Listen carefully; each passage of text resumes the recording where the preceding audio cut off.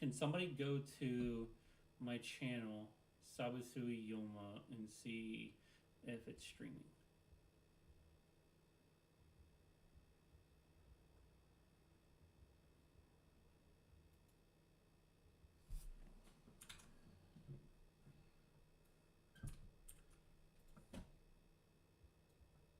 Thank you, Matt.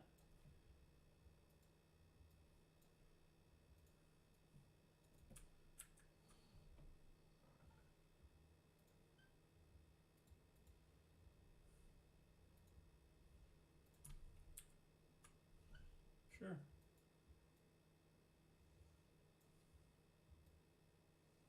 No. You just need revolvers, probably. Or handguns.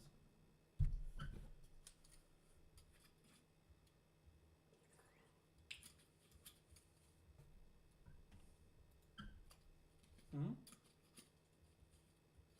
What? What are you talking about?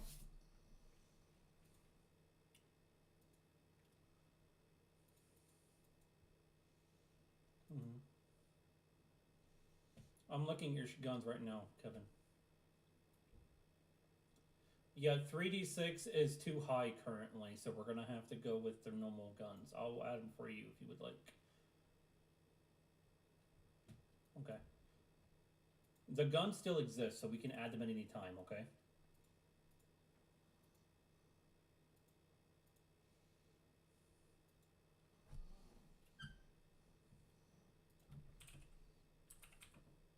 Yes. And no. It depends.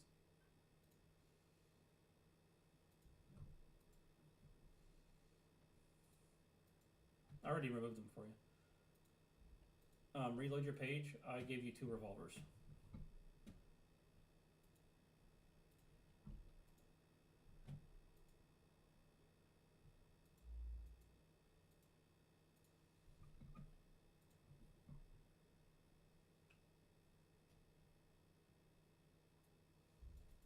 Well, there's nothing to attune with normal weapons unless it's a magic weapon.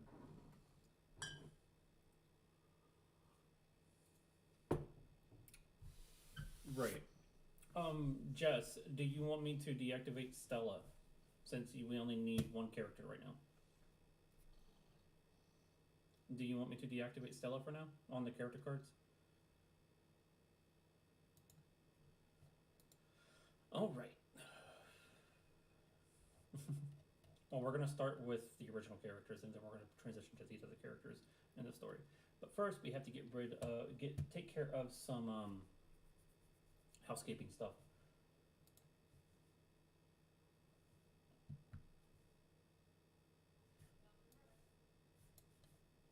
All right.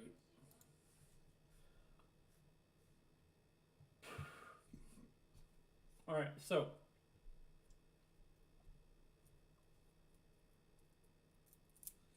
All right. We're gonna go to systems, which is not there. It's over here. Since not everybody read the systems, I'm gonna go. Ben. Well, I need to go through each of these because not everybody read them. Guys, if you keep this up, we're not gonna do it. So, first, we're gonna start with the settlement system.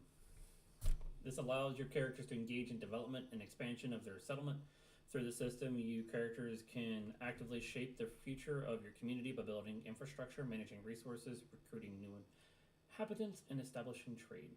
Key components of the system include infrastructure and services, things like roads, land, farming, and greeneries, stables, inns, taverns, bakery, restaurant, blacksmith, apothecary, hunter, lodge, fishery, vineyard, ditches / aqueducts, lake, park, wood, forest, windmills, watermills, mansions, and housing.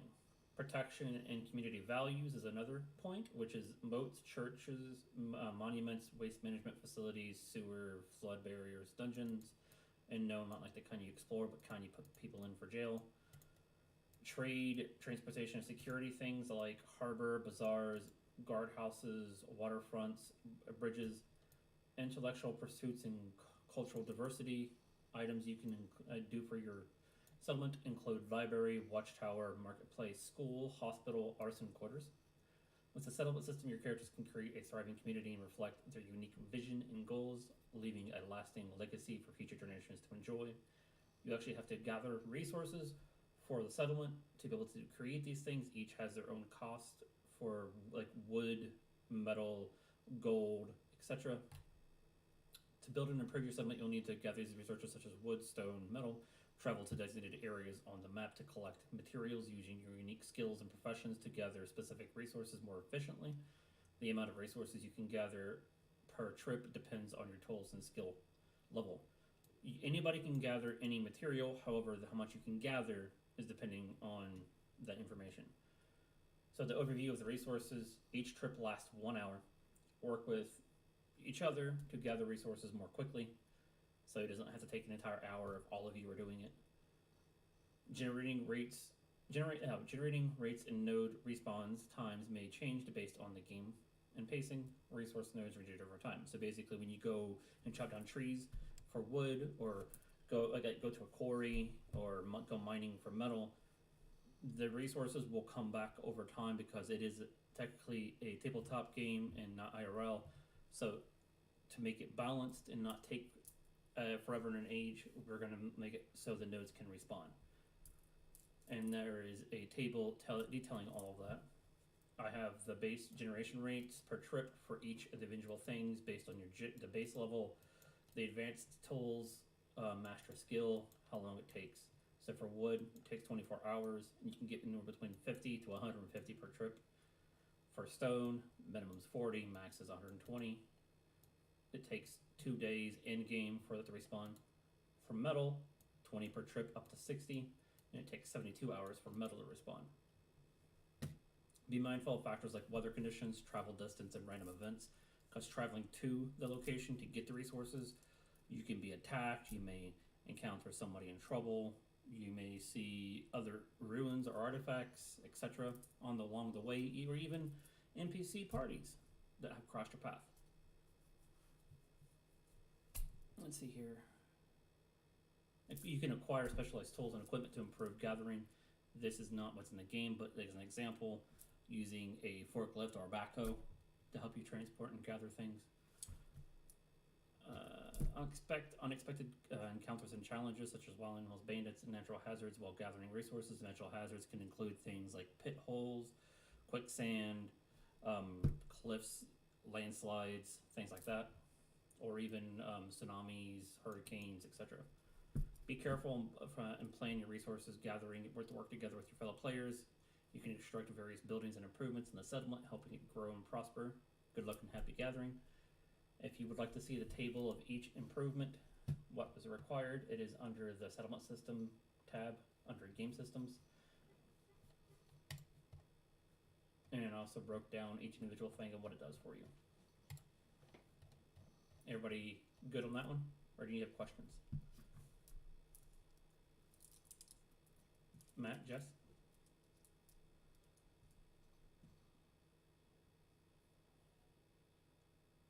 Matt? Cool. Did you say you got it, Ben? I don't recall. That's what I thought. Okay. Next, we have the pregnancy and fertility system. You do not have to engage in this, but some players may want to engage in it. One of you have already used the system technically. In our campaign, we're introducing a pregnancy and fertility system to enrich the story and bring a new layer of depth and emotion. This system covers conception, pregnancy, childbirth, and child development, along with the factors that can impact fertility. We will handle these topics with sensitivity and ensure all players are comfortable with their inclusion in the game. This will not be rated R. This will be PG-13 at worst. Do we all have an understanding of that? Cool. So for contraception and birth. Contraception, the chance of becoming pregnant depends on various factors such as fertility, contraception, or magical means. Me, the DM, will determine the likelihood of conception with each situation. Pregnancy, the length of pregnancy varies by race.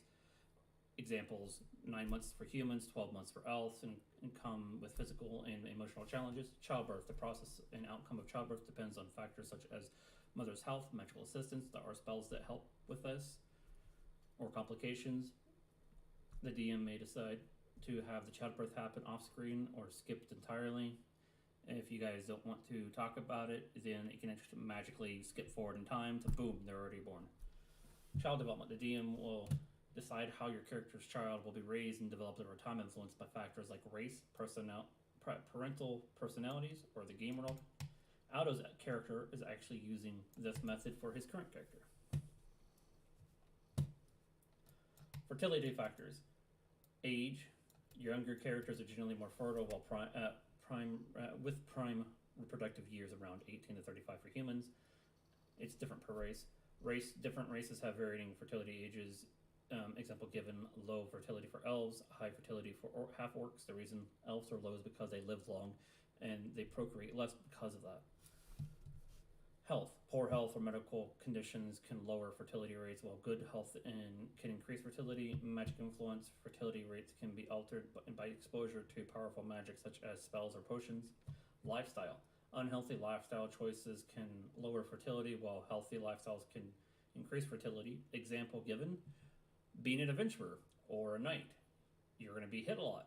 You're going to be put in high risk situations, and you're going to get pretty dirty. So it's going to lower your chances of having a baby.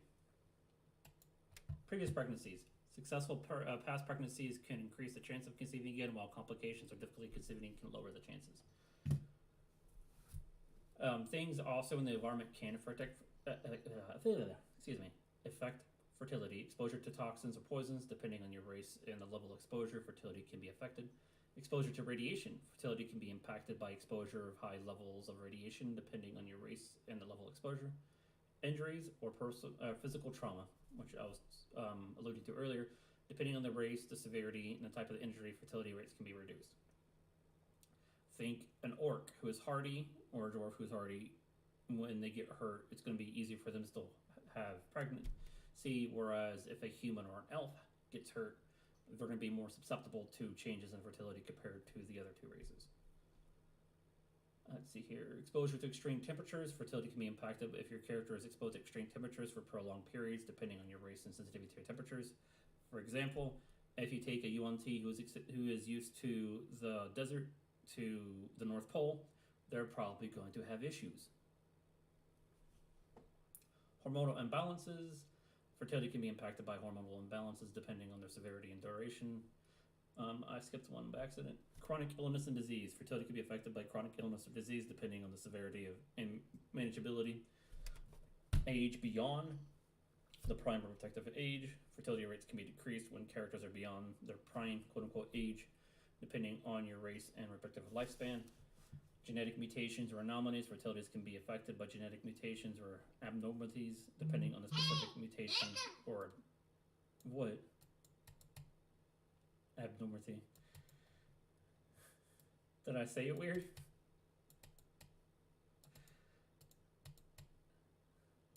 Oh.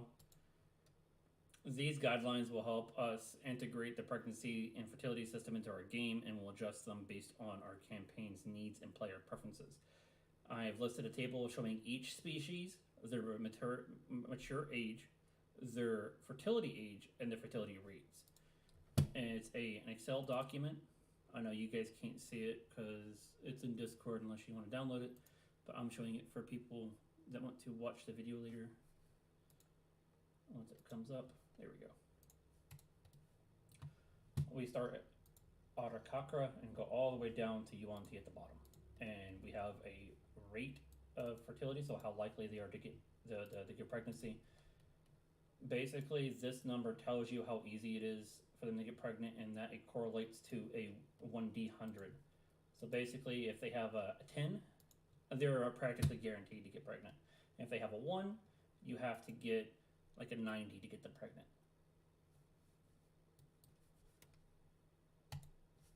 All right.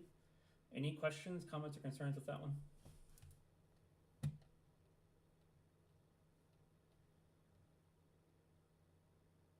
Yes, they do. Especially the one you've had before in the past, which is when you piss fire. Literal fire. And yes, we still are using the Big Black Book of Diseases.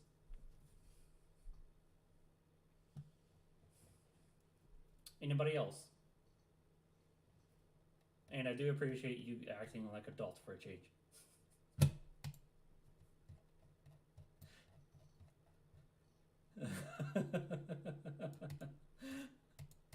All right. Profession system. You guys are familiar with this one. I just updated it with some more professions. We have everything from our usual carpenter all the way down to maid slash butler. Greetings, adventurers. You have the chance to enrich or enhance your skills beyond combat. Consider exploring, our diverse list of crafting and gathering professions, whether you want to be a carpenter, blacksmith, leatherworker, or weaver. Each profession provides unique crafting and enhancement abilities. In addition, we have a range of other professions to choose from, including alchemist, culinarian, goldsmith, botanist, fisher, miner, bartender, merchant, fence, and butler slash maid. Each profession offers unique abilities such as crafting potions, identifying plants, fishing or for high quality fish, mining for various minerals, and mixing drinks. So what are you waiting for? Choose your profession and start enhancing your character skills today. I have updated some of the jobs to add increased abilities to align them with the rest of the jobs to make them more in line with each other. I believe one of them was Weaver. Was it? No, it wasn't Weaver.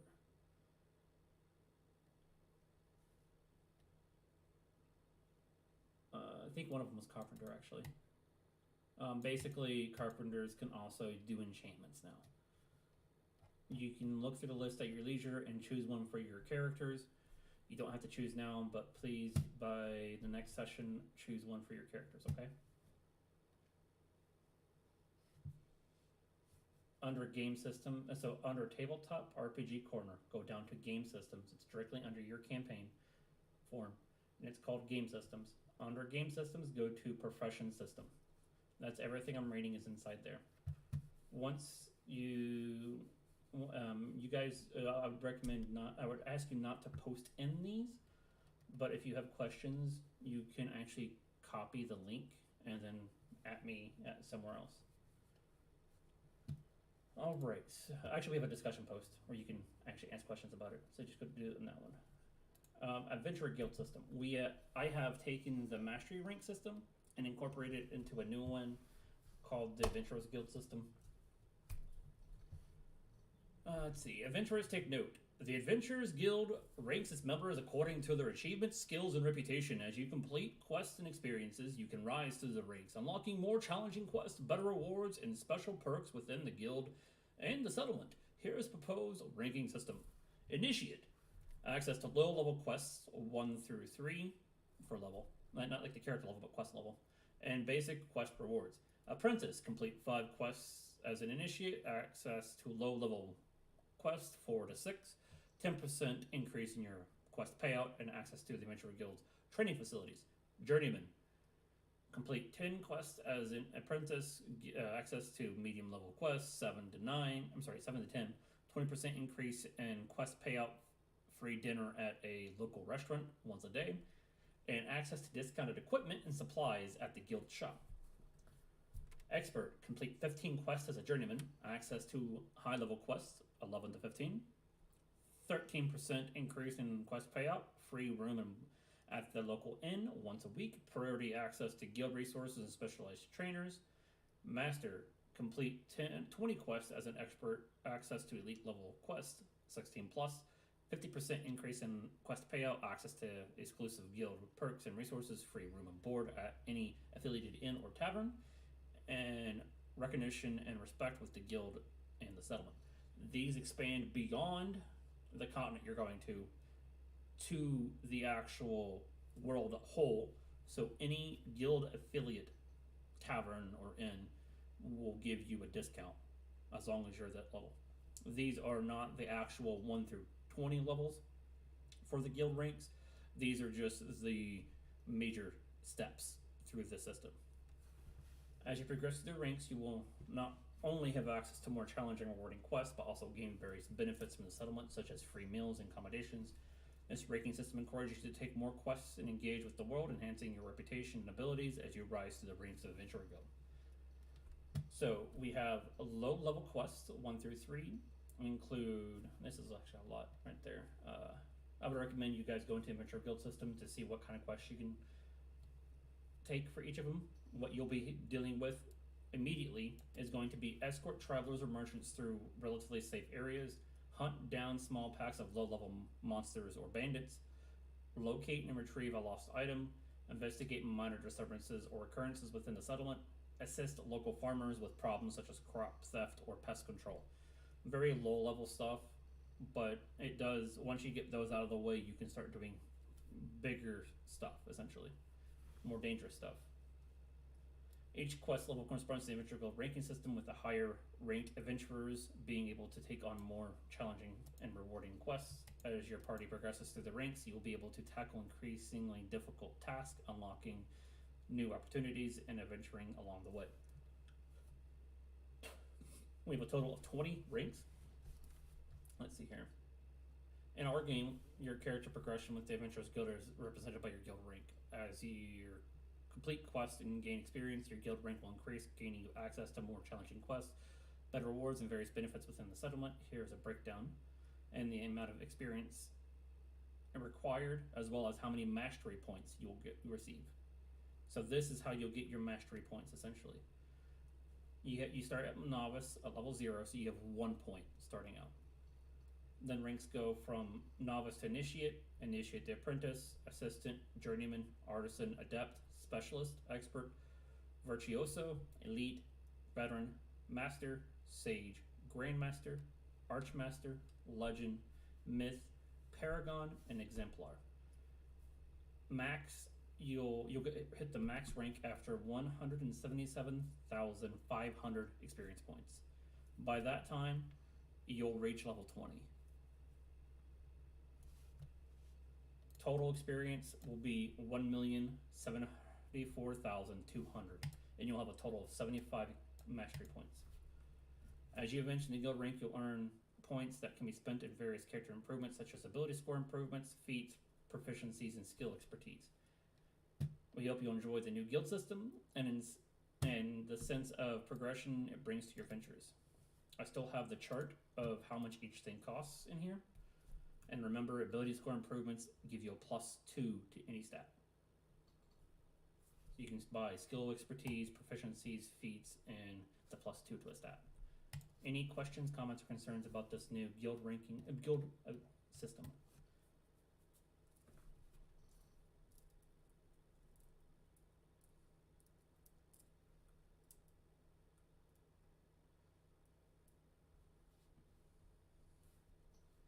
You cannot start your own auto.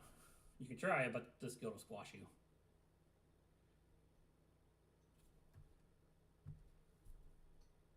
There is a guild. It's the guild. This is a new continent that's never been seen. So you guys will be the first people in the guild.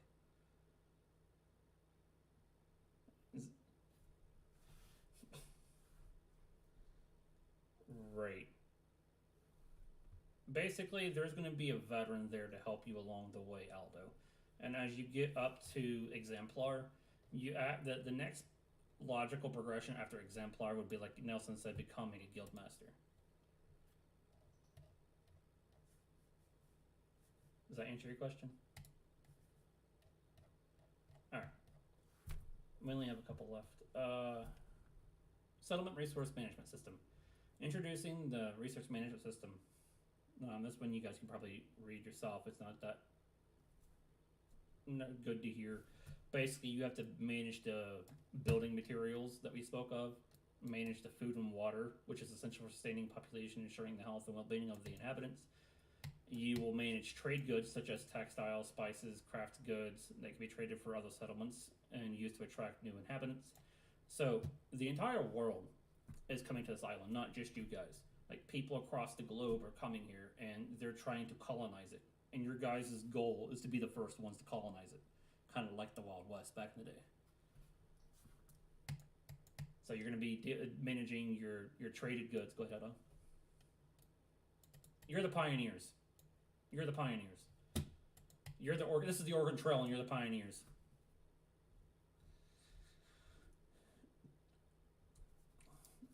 All right. You also have to manage the money, like the gold, silver, etc., for the different services or recruiting skill. You guys can recruit people to help you with things in the settlement, as well as helping paying them to get the resources for you, things like that. You can provide different services.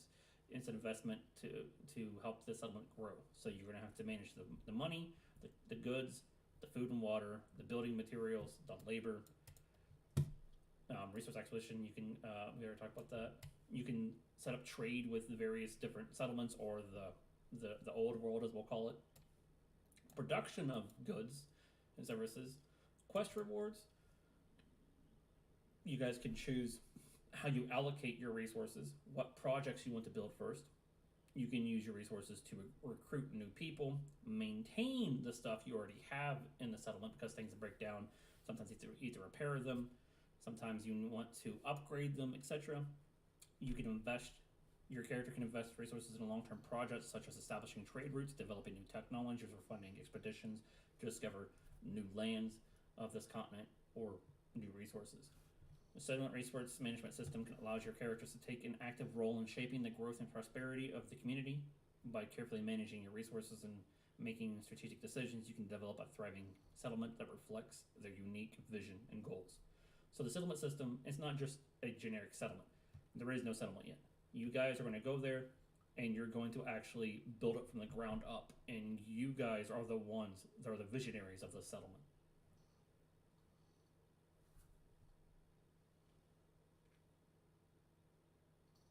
Questions, comments, concerns?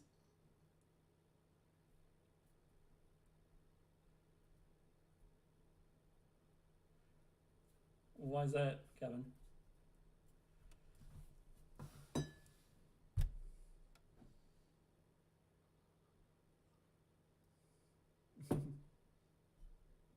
What I find interesting is I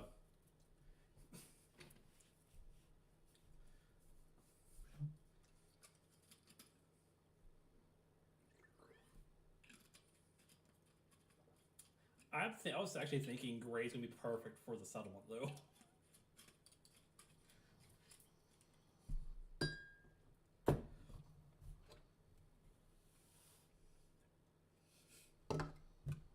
Right. He is. He is. You can use him for during your time at the settlement. But he just can't go out on expeditions.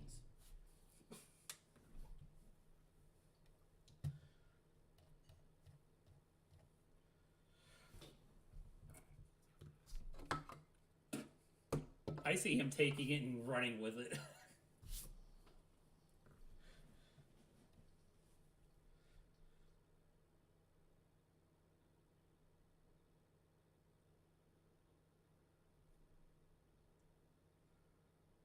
Mm-hmm.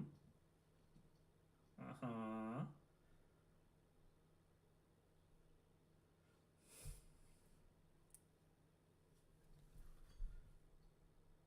Okay. Hey, listen! Mm-hmm.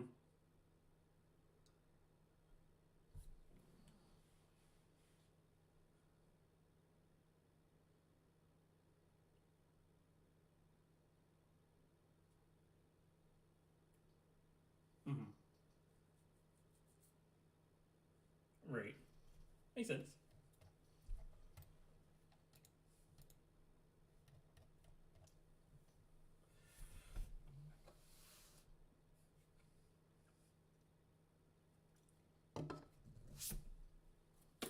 So I actually have a solution for you, and this helps me a little bit. Let me message you.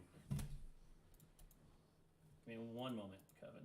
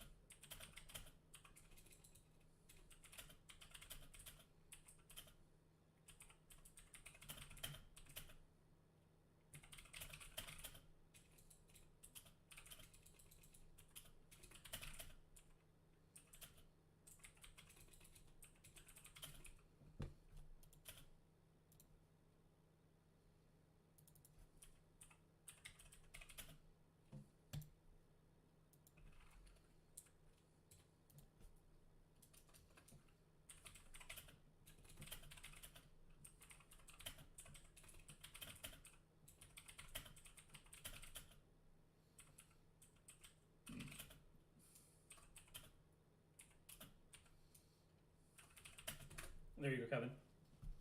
That should solve the issue.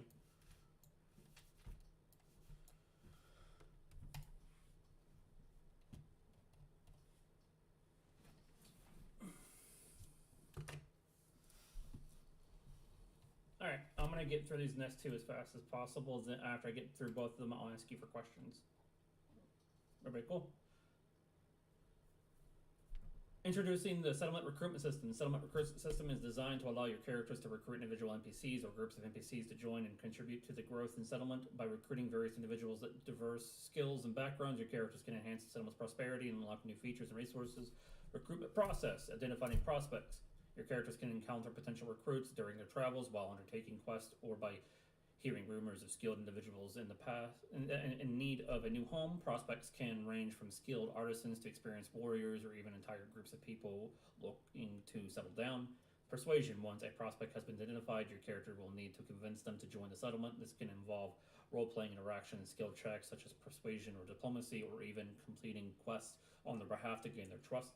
Integration. After a recruit has agreed to join the settlement, your character will need to find a suitable role for them within the community. This may involve building new structures to accommodate their skills or assigning them to work with existing businesses or organizations. Pros. Skill enhancement. Recruiting skilled individuals can improve the settlement with new services, goods, or abilities. For example, recruiting a blacksmith can grant access to better weapons and armor, while a skilled healer can improve settlement overall health and well-being. Hold on. Population growth. As the settlement population grows and overall prosperity influence increases, this can lead to new opportunities such as trade deals, alliances, or even attracting more potential recruits. Defense. Recruiting warriors and experienced fighters can bolster the settlement's defenses, making it less vulnerable to raids, monsters, or threats. Quest opportunities. Recruiting new settlers can unlock additional quests or storylines, allowing your characters to further develop the relationships with NPCs and the world around them. Cons. Resource management. As the settlement grows, so does its demands for resources such as food, water, and building materials. Your characters will need to ensure the settlement's growth is sustainable and that resources are managed effectively. Conflicts. Introducing new members to the settlement may lead to conflicts or disagreements between NPCs. Your characters may need to mediate disputes and maintain peace within the community. Security risk. Recruiting new settlers could potentially bring unwanted attention or hidden threats to the settlement. Your characters will need to be vigilant, prepared to handle any issues that may arise. Recruitment challenges.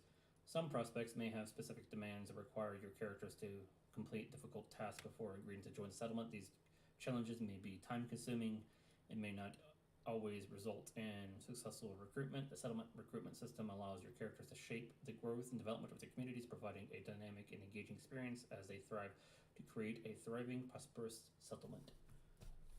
You guys like that one? I'm actually missing one. One moment.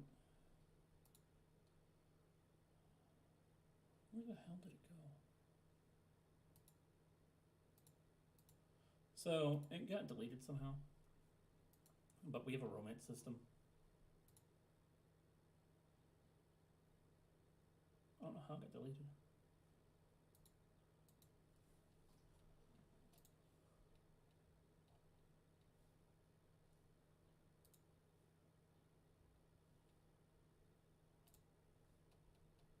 Yeah, that tells you the NPCs, but it doesn't tell you the system. Basically, I'll just tell you guys real quick. The bread and butter of the romance system is any NPC is romanceable. I don't give a 2 cents about who it is. If you see him, you can romance him.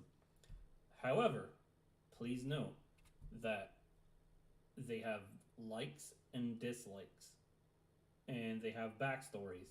You will have to give them gifts. You'll have to speak to them. Treat it like you're playing either Stardew Valley, a BioWare game, or like Sims. You need to actually interact with them.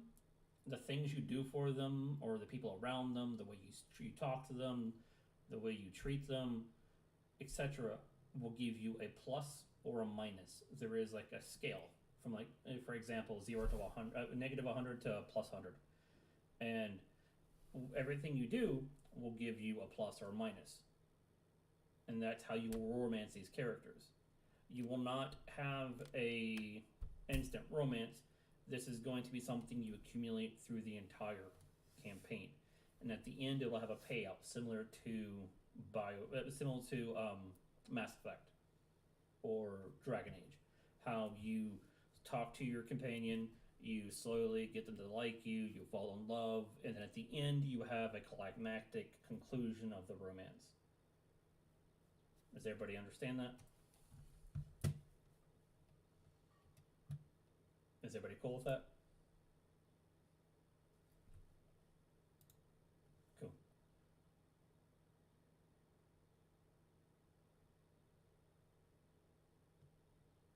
Oh, that's what you meant. Okay.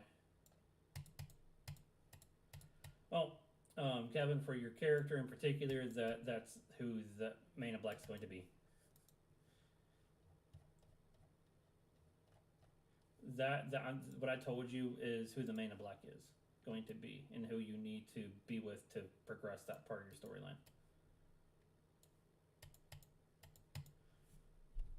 I Go ahead.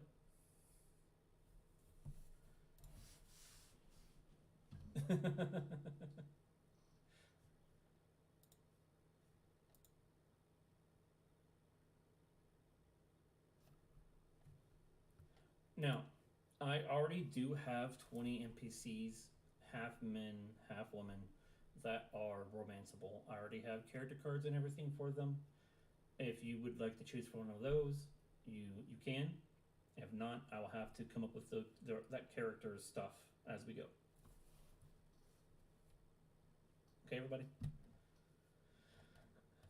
Until he finds a voluptuous Loxodon lady. All right. So the combination of all of these systems is this Legacy of Heroes system. Introducing the Legacy of Heroes system. In our campaign, we were incorporating a unique system called the Legacy of Heroes system. This system allows your characters to forge lasting relationships, have children, and watch them grow into potential heroes that you can use in future campaigns.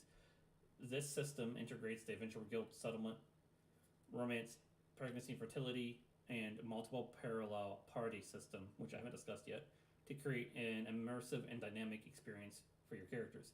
Key components: Adventure Guild. By participating in the Adventure Guild, your characters can undertake quests, build a reputation, and gain access to better resources and rewards as you progress through the ranks. You unlock new opportunities for your characters and families. Settlement system. As the characters help develop and improve the settlement, you can establish a home, earn income, and create a supportive environment for their family. The growth of the settlement will directly impact the opportunity and resources available to your character and their children. Romance system. Your characters can pursue romantic relationships with NPCs, forming deep connections and potentially starting a family. These relationships can lead to meaningful storylines and long-lasting bonds between characters. Pregnancy and fertility system. If your characters decide to have children, the pregnancy and fertility system comes into play. The system determines the likelihood of contraception, the duration of pregnancy, and the growth and development of the character's children. The one I haven't discussed yet, multiple parallel NPC system. Your children, once they come of age, can join other NPC parties or form their own, embarking on their own adventure. They can gain experience, develop their skills, and potentially become heroes in their own right.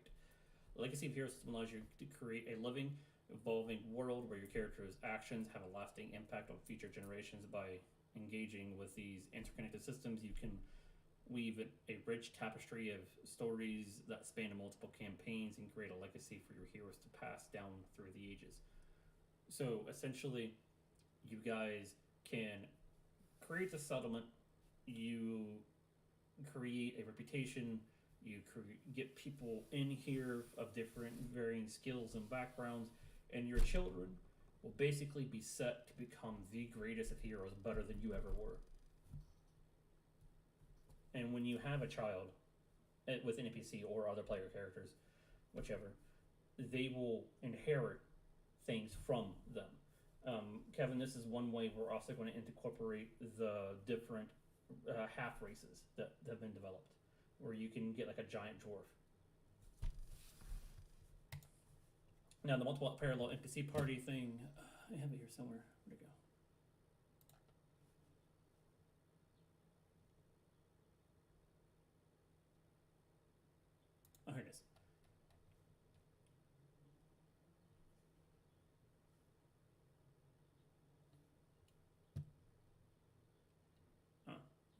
you know about that. So basically, just know there's going to be multiple NPC parties that are coming out this with you, that are coming out in parallel. They're not working with you right away, but they're going to be working on the same area. Any overall comments, concerns, or questions about any of the systems or as an entirety? Cool. All right, we're done with that. Nice.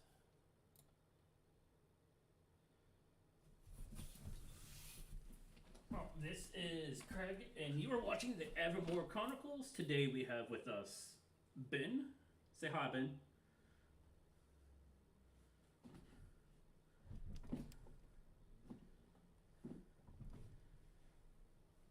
They didn't get to see Hans. They don't know Hans, so you have to introduce Hans to them, Ben. They don't know Hans yet because they didn't see the last campaign, so you'll have to introduce them.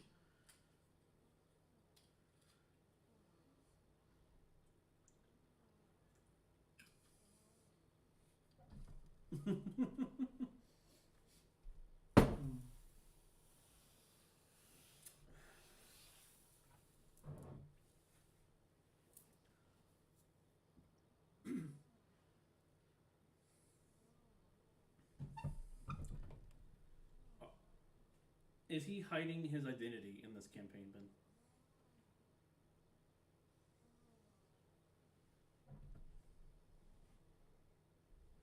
He's a Luxodon.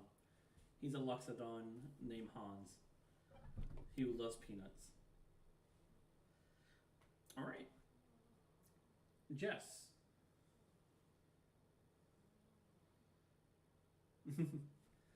Don't forget the ring either, Ben.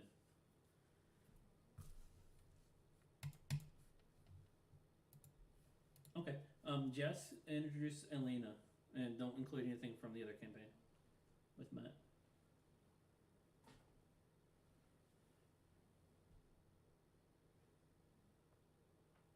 Jess.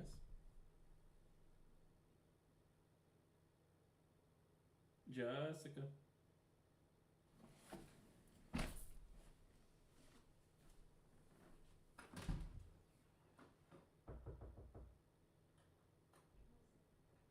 You're supposed to be talking, so you're not listening.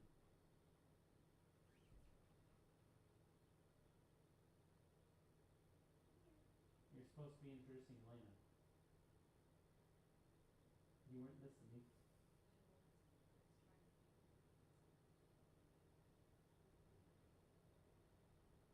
Introduce Elena and Stella. They don't know who either of them are, so don't include anything from Matt's game for Elena, and don't. And you can include whatever you want from my game for Stella. If you can't, if you don't know what to say yet, we can go to the next person and come back to you.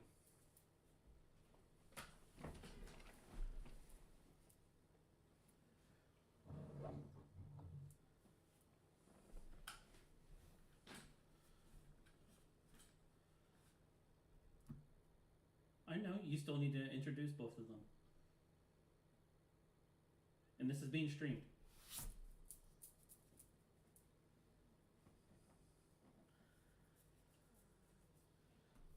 Well, you're gonna have to come up with it once Nelson, by the time Nelson's done. Aldo, you're next. Introduce, tell them about Thunder Thighs and Rosarita and their child.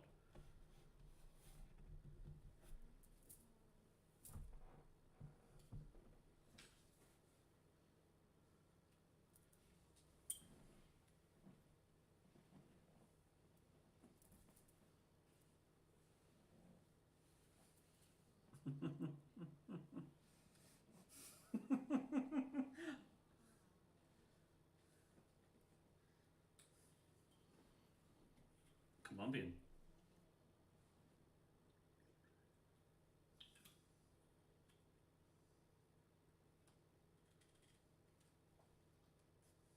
Hey, listen!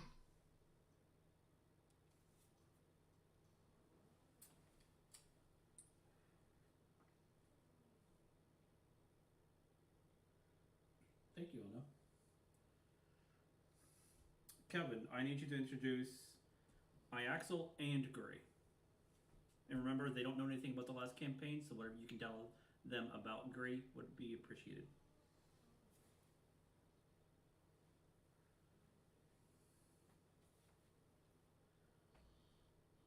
Iaxi. Okay, Iaxi.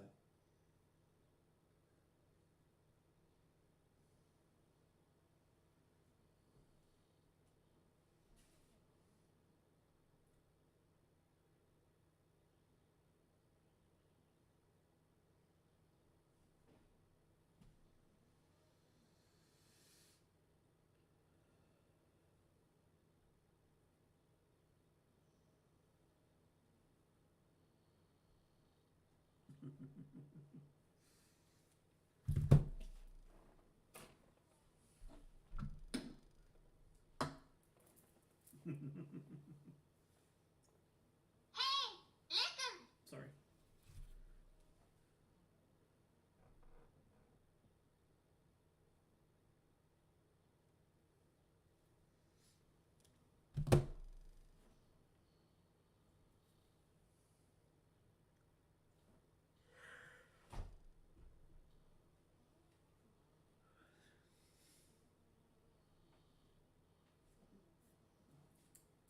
This high class?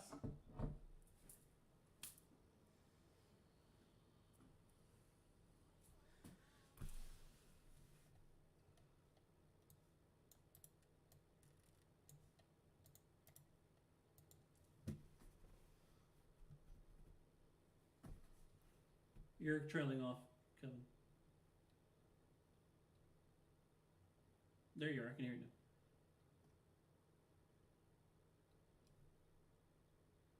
Well, whatever you think is pertinent from the last campaign, because they didn't get to watch it.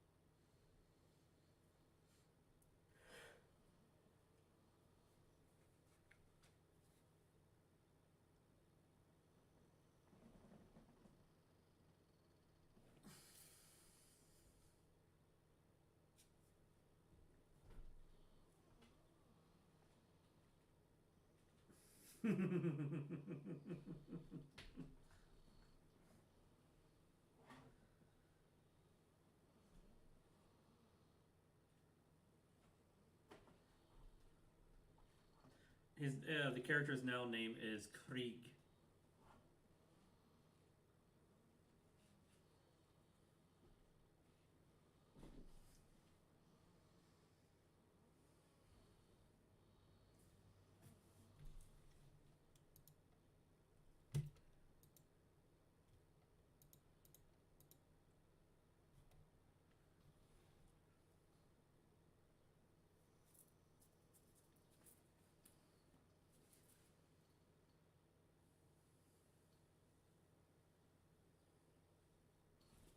I actually have ideas on that for you. Get with me later.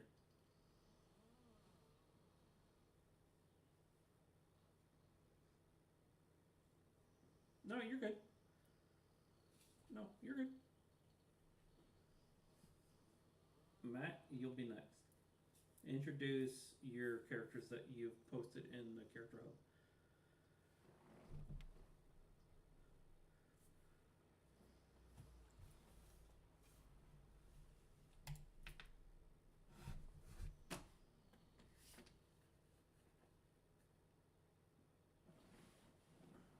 Sekiro.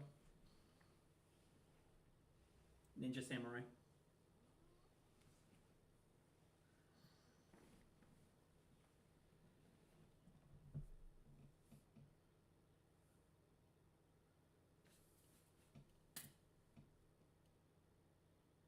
Not modern day. He lived to Edo Japan to the Victorian era.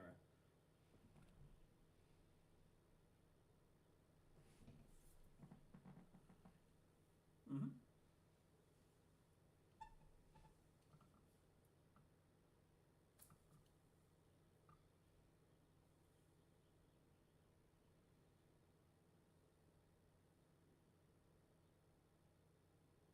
It's fine.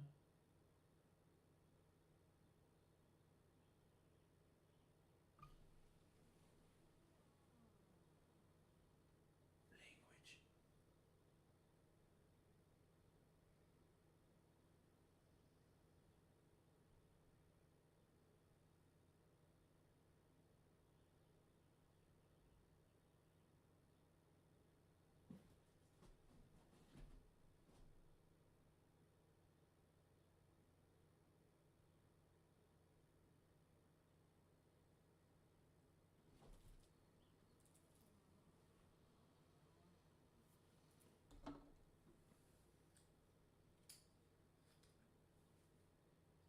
His son.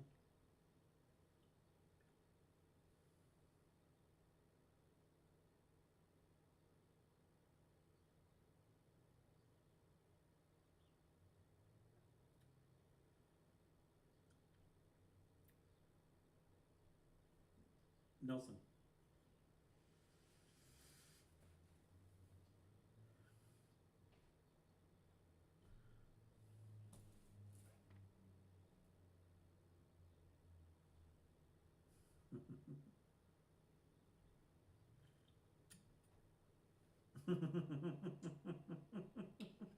Sorry.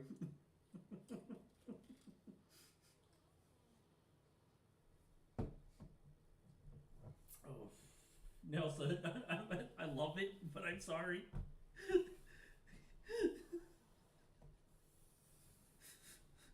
No, what? Just what happened to your country?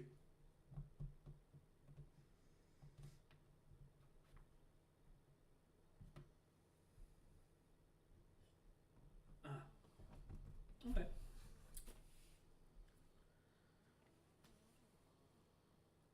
Cool. Now, Nelson, go ahead and finish yours. Your Leonin. All right.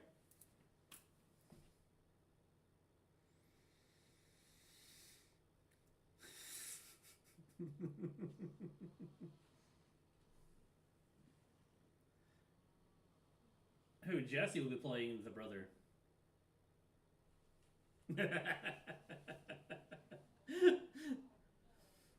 So I told I don't know if everybody heard, but I did tell everybody that they should make a one meme character in case you guys want to just have shits and giggles one day.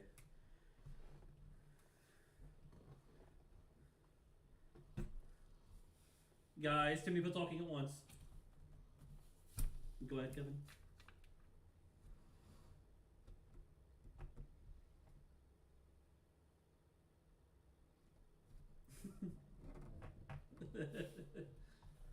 It's okay, Jess. Jess and Matt didn't make me ones either.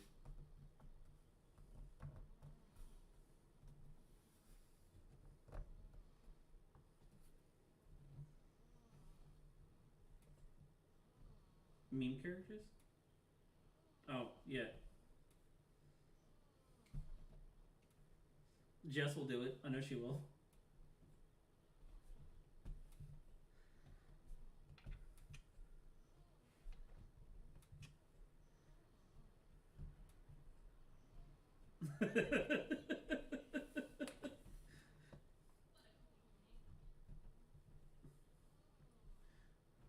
Matt and Ben should make meme characters together, like the other two, like the other four.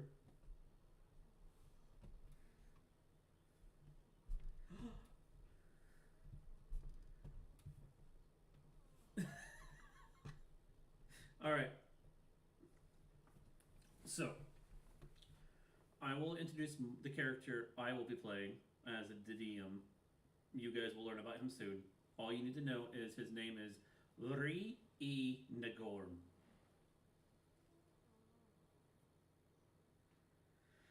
He is from a land far, far away, and you will meet him very soon in his story. The reason I introduced him now is so you guys know how to pronounce his name. Now,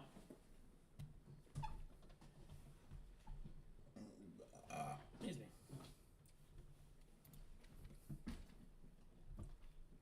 He will kill you. Okay, so his moniker is the Eternal Azure Night King. FYI.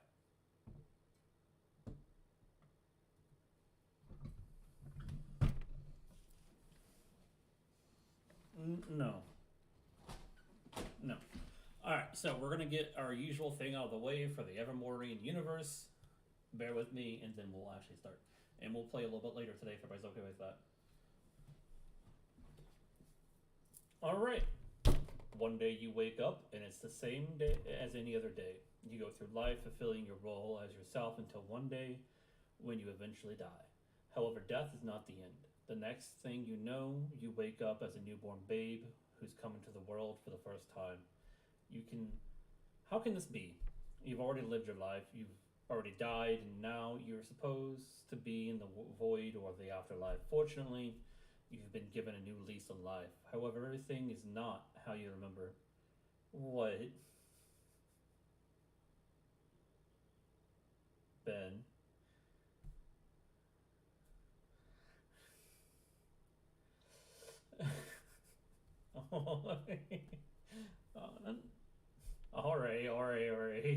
Alright, simmer down. We'll get into it in a minute after I'm done. You've been born in another time far removed from your last life. You'll have to relearn everything all over again. Social cues and norms, political affairs, morals of the times, etc. It's as if you've been thrusted into a completely unknown world, except it's not. It's merely a different point in time from when you were alive. You see, when someone dies, they return to a central point in space and time that's known as the convergence. Here, all the souls that were and will ever be reside. Once you die and are thrown into a pool of souls, these souls are then distributed throughout time. However, it's not necessarily in chronological order. Typically, you will be reincarnated in a time that existed after your previous one. However, that's not always the case. Sometimes things could happen excuse me, that require a certain soul to go to the past or back into the same timeline from whence they originally existed to correct the natural flow of things. As an example of this, when a disaster occurs and you're one of the only ones that can fix it, so you and possibly a few others will be sent back to the past or present to rectify what is known as an anomaly. If you fail, then more may be sent in if deemed necessary, or if not deemed desirable, to send in more, left alone and revisited if needed. Every time the past is altered, a new world line is created. What this means is when you look at the timeline, think of a branching line coming off of the event on the world line. Every time someone is sent to the past, a new line appears, further separating the correct line from the original. Once a world line is created, there is no known way to go back or undo it. If any attempt to do so simply creates a new branch, and no tree we call time. Who decides what souls to send and what events are worthy of creating a new world line? Well, God, of course. Who else would have the power to do such a thing? Alright, you got me. God's not the only one who can do it. It's actually the one who took over for God after he left. You see, God simply created a system and laws that govern it. He himself does not control it. He left up to the original soul he created, which is referred to as caretaker. You see, God created 8 souls: caretaker, wind, fire, earth, water, void, metal, and wood. After caretaker was void, which precedes earth, and then fire. After fire comes metal. Subsequently, water comes after metal. Following water is wind, and then finally wood at the end. The story is that the elements come in the order of which the cosmos and planets are created. Void is the vast space that everything resides in. Earth is the foundation of the planet. Fire is the molten core that fuels the planet, as well as the flames that create half of the planet's shape. Metals, the precious materials that formed inside the earth thanks to fire. Water is the life giver that blessed the earth with its grace. Water shaped the rest of the planet, cooled the fire, and helped solidify metal. Wind finished the cooling of the planet and brought water to the rest of the planet that water could not reach. Finally, we have wood. How with air is the other life giver and the most important one of all, since it's the one that ensures we can live on our planet. After performing their duties, they vanished. No one knows where they went or if they'll be back. Some speculate that they still reside within their elements. Water is the vast oceans, earth the very planet we live on, fire the molten core of the earth, as well as the flames we see all over the world. Metal. Metal is the tools and objects we hold dear. Wood, the trees and forests that surround us, some more than others. Wind, the very breath we breathe. None know for sure. Some choose to believe it, and it can be shown throughout the history. Those are the ones that choose to live as close to nature as possible, or live as one with nature. As time has gone, and most have forgotten the seven elements that granted us life, the saddest part of all is that the one that's only been known as caretaker, and nobody knows who he is except you, who I am talking to. Why am I telling you this? That's a good question. You see, you're the next souls to be chosen to be sent to correct a huge disaster that occurred. If we're to create a divergence from our current branch of the timeline, you ought to know the stakes. For if you fail, we'll either have to send more to take your place, or the future of our world line will simply head towards the worst possibility. Good luck and Godspeed, travelers. So all your characters enter after talking to caretaker. That moment for the characters that are coming over from the last campaign, they speak to caretaker after leaving the house, and they know that something is amiss. They don't know what is going to cause the world to go to peril again, but they know that their job is not done, and that there is another great evil to be expelled from this world, lest it head to oblivion.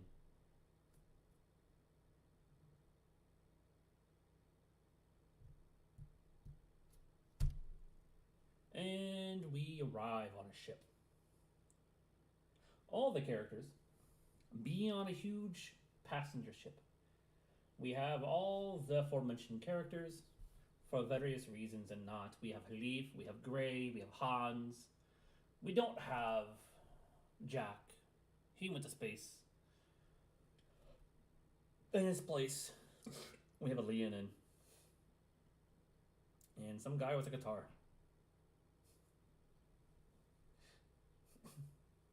Also with a guitar. We see Banderas, who was recently showed his. He was what's the word? When they shoved off from port, his parents, Aldo and Rosarita, saw him off, and the rest of the group who knew them said goodbye. And Aldo Banderas knows that if anything happens, he'll have his parents' friends to help him.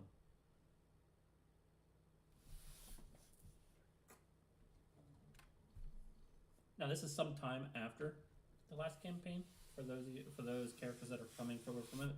You don't know exactly how long, but it's been long enough for Rosarita and Aldo's son to grow up.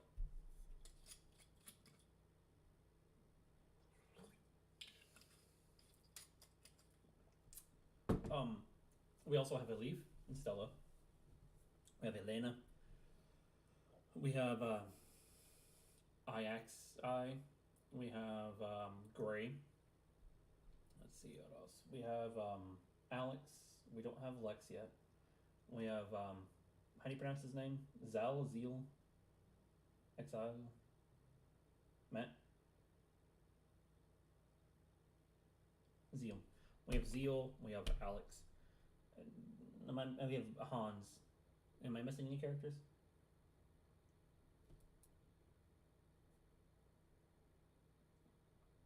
All right. You guys eventually get close to the landmass. You can see it in the distance. You hear seagulls. Actually, give me a moment.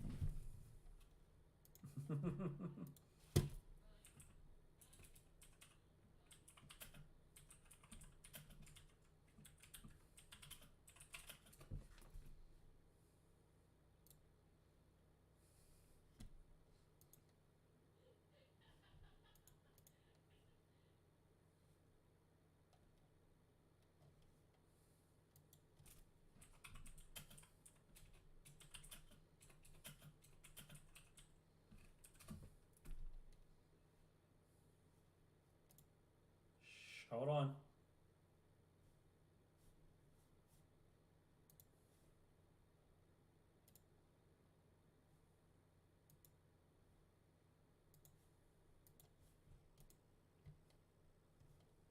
This is what everybody hears. Where's the tavern?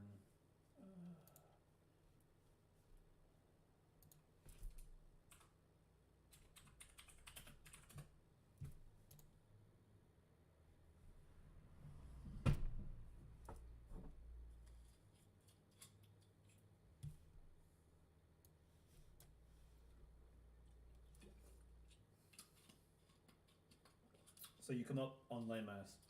You're not quite there. However, it is quite. You feel a crisp chill in the air. You hear the waters are calm for the most part. The captain is happy. Some nondescript random captain. You don't know who he is, nor do you care. He's the kind of person you quickly forget as soon as you meet. The crew is very small, quite the same. Let's see. The air is obviously salty because you're in the ocean. Stella can be caught every now and then with her hands over the ship, touching the water as it reaches up to grasp her hand, as if it's trying to shake her hand. And he leaves, standing beside her, looking content.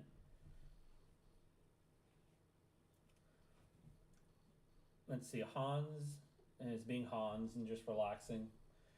Gray is probably looking at his items, getting ready to disembark. The other characters can be found about doing various things, talking to people, getting ready, being nervous, etc. And all of a sudden, you guys hear a loud slam, as if somebody's closing a door, but it's on the surface of the ocean. Or not closing a door, sorry, slamming a door. But it's on the surface of the ocean, and it echoes throughout several miles to sea.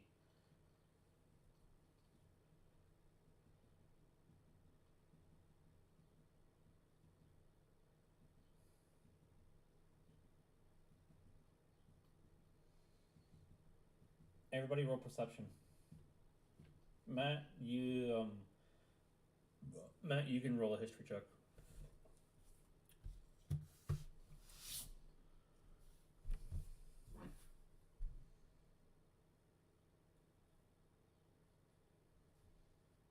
Hey Jess, is it okay to drink all this? Is it okay to drink all this? The Bailey's. It's only 17%. It's a 375. Whoops.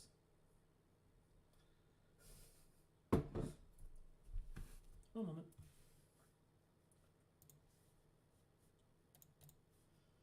All right, we got a 3. Whoa.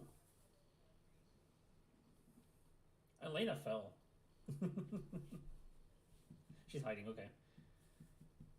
Banderas does not see anything. Elena does not see anything. Hans does. The failed protector is easier to say. Did not see anything. Ayaxi does not see anything. Banderas is the one that sees it first. He sees something slippery on the surface, glimmering or shining with the light of the sun, and it's slowly retracting back into the ocean. And it is definitely what made this the sound.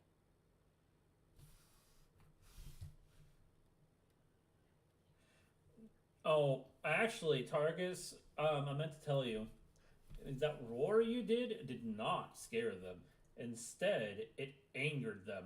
And they're not your normal seagulls, they are harpy gulls.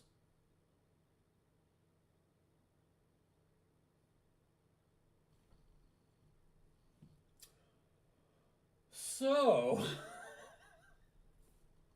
he's over there like in Dragon's Dogma, just flailing upwards.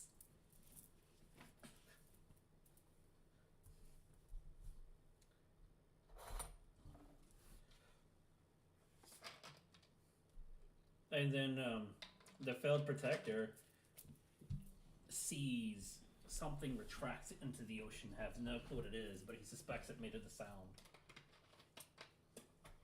You just see the point where it goes back into the ocean. You do not see what actually was coming out. Only Banderas did.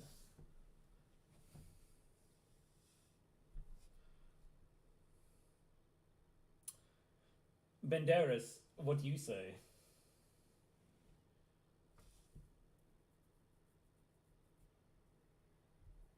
Aldo, you're muted.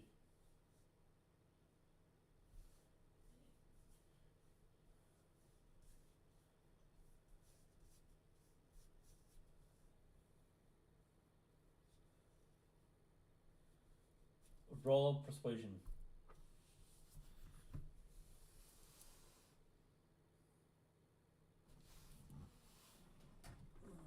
One floats down, kisses your forehead, and slashes your face.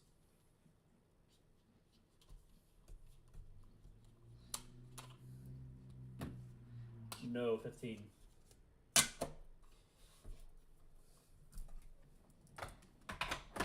She winks and flies off. And she looks back. Congratulations! At that exact moment, the reason she flew away, she saw what was coming. Everybody roll me dex saves.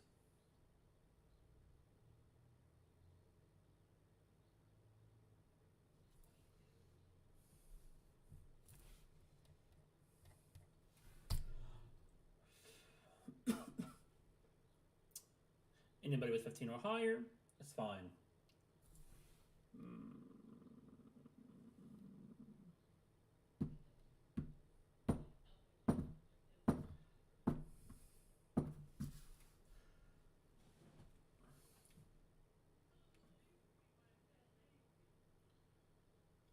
A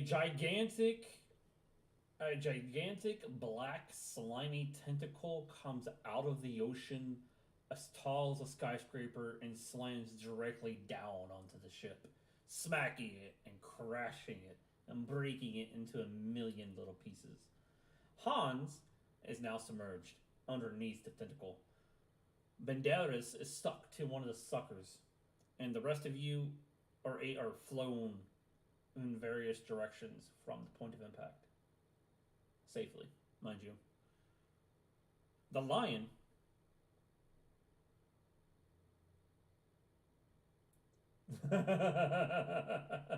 we'll get to that. Targus, hold on. Targus is currently grappling the top of the tentacle, ready to strike.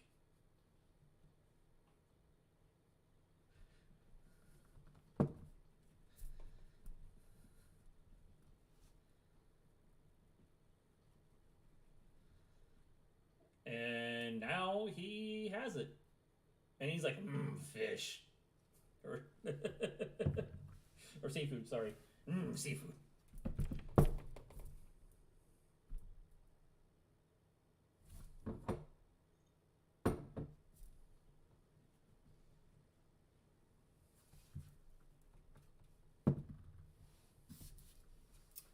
And comes the sectic tentacle.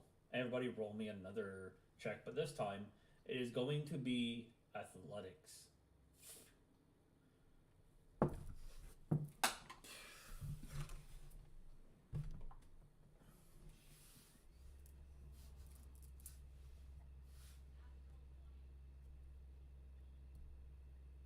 Elena. Athletics.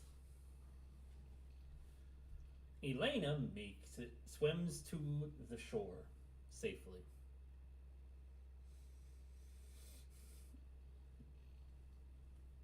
IXI is now underwater with Hans, and Hans is just waving at him like, "Hi, buddy."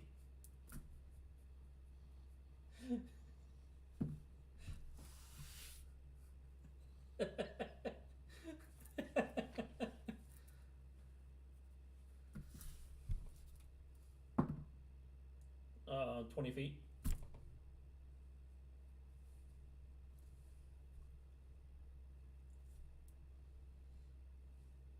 And at that moment, you all see Stella floating above the water. And she raises her hands, and you just see the water part. And then everybody can now see the black kraken.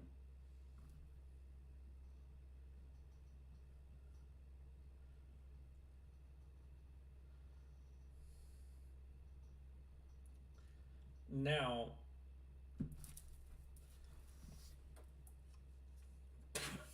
now, what is happening to give you an idea? From the ocean, Stella is from the ocean, looking at the shore. The kraken is between her and the shore. The others are to the left and to the right, except for Hans and Iaxi, who are now on the ocean floor with the water parted. And Nelson, you're now in the sky, floating, attached to the tentacle that's about to come down onto the ocean floor.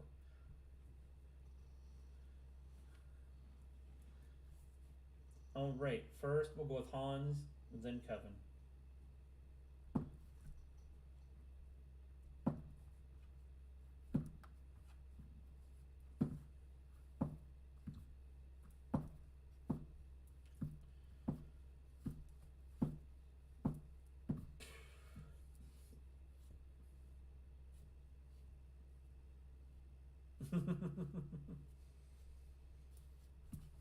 Oh, about finding a fire genasi. You know what happens when Charmander doesn't have its fire? Yeah.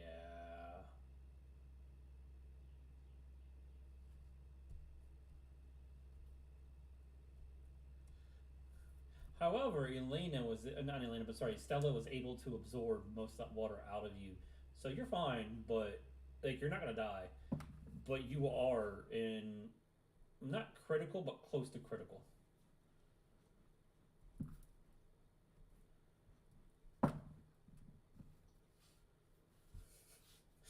I could just see your character in his mind thinking that this is the last time I ride business class.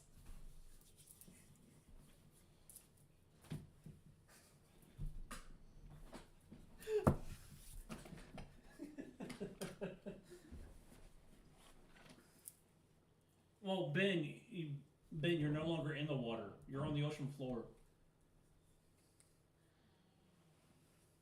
Yes, yes, no water right now.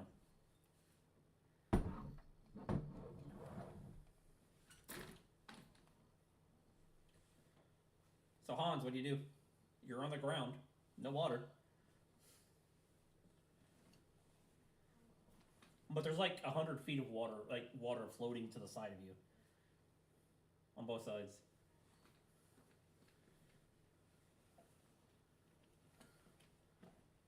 The shore. The kraken's in your way, and you're currently under its tentacle.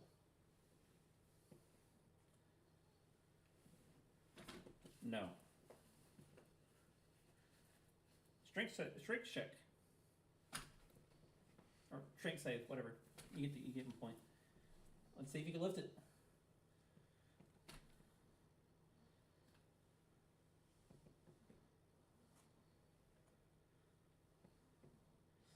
So, I need you to roll me Arcana.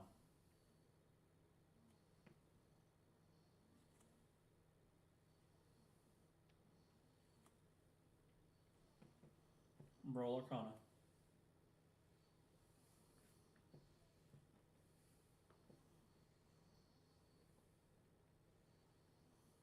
So, Hans, you're you tried to lift it up, but you're having issues, and then all of a sudden a green flash emanates from you, and the next thing you know, that tentacle's in the air, like 150 feet.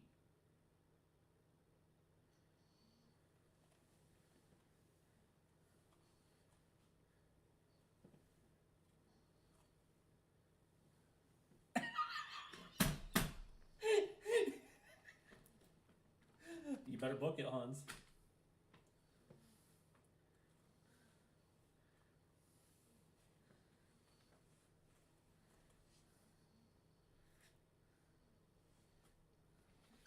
All right, Kevin.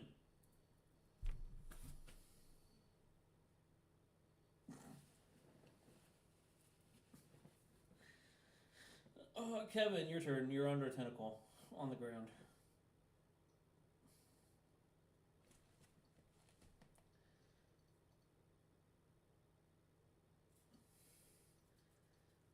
So, you're currently under the tentacle. You're currently under the tentacle. So we'll say that with the water gone, yes, but with the water gone and the water being the moisture being absorbed from you, your fire comes back. Roll me Arcana.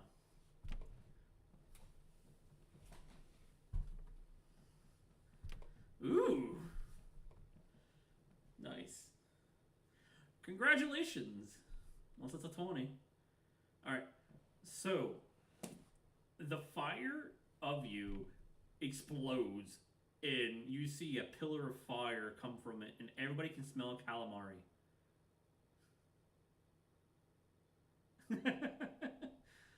It reels back in absolute pain as the nerve endings were completely obliterated. Who said something about limit breaks? Limit breaks.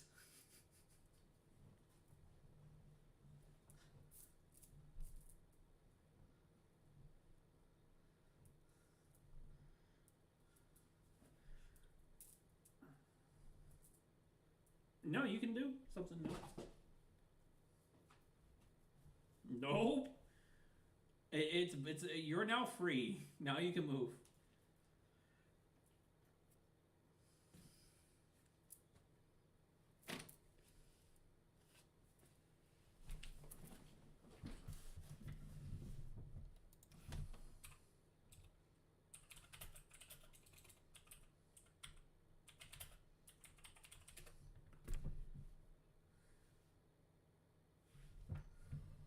Yes.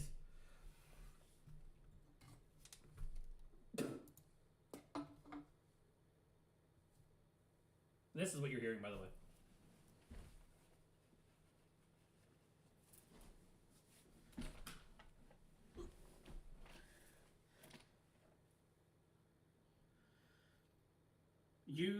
Okay. You see it hit it and bounce off as if it was made of metal.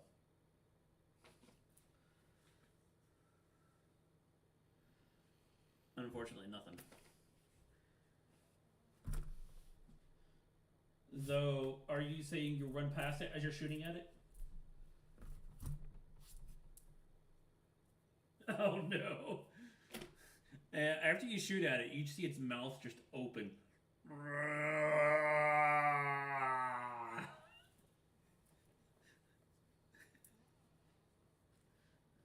Nelson, you're attached to it. What are you doing? Go ahead.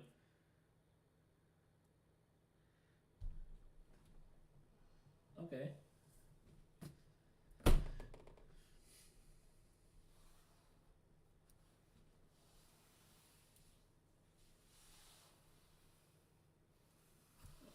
Nelson, you're attached to the tentacle. What do you do?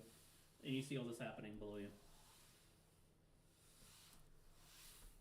You are now about a good 200 feet.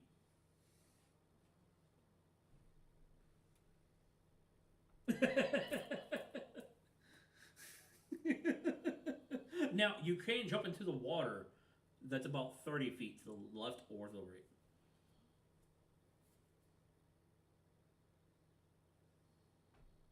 No, you were in front of it. About 50 feet. You could slide down the tentacle, though.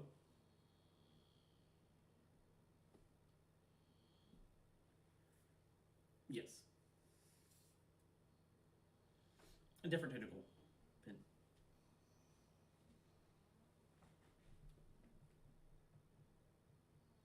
Would you like to try to slide down the tentacle, jump into the water, attack the one that you have, or something else? Pray to your god and deities?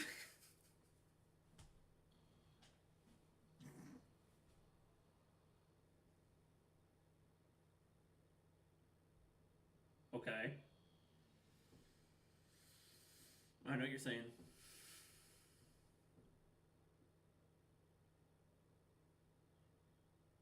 You break your glaive.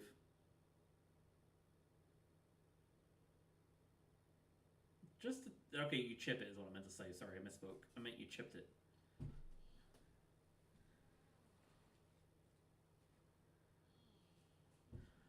All right. So the rest of you, besides Elena, roll me athletics.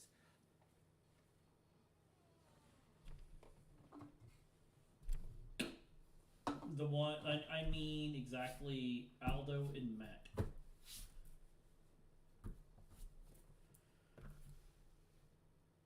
Damn.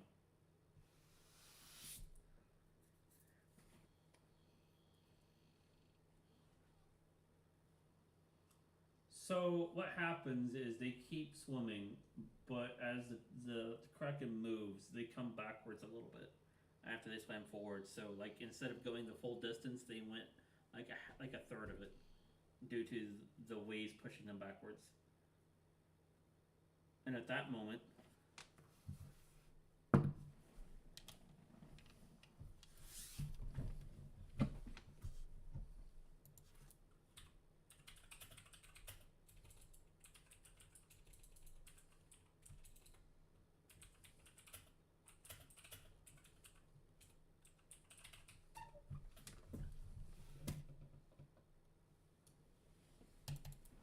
listen, listen.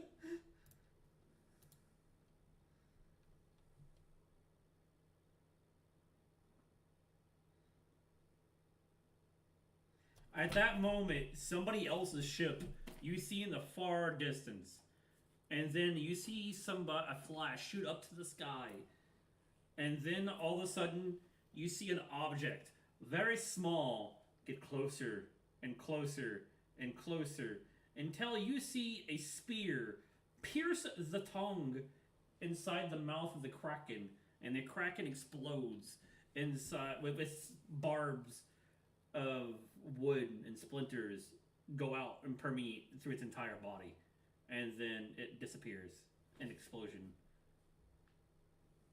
of visceral and wood.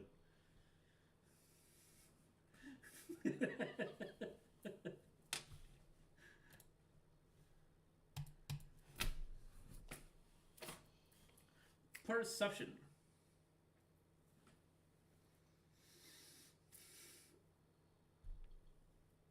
For any returning characters, roll me a perception check.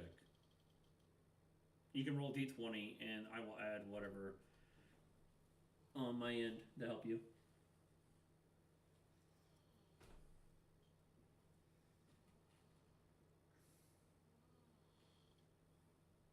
No, just roll d20, and I'll add a modifier for everybody. Yep. Unfortunate for you, Matt. All right. Hans does not see it. He's like, what? Gray sees it.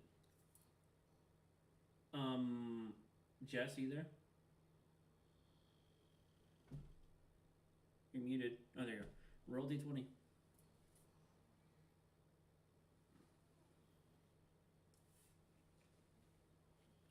Stella sees it. So, Gray and Stella see a Gale Bog shoot through the skies and pierce the Kraken.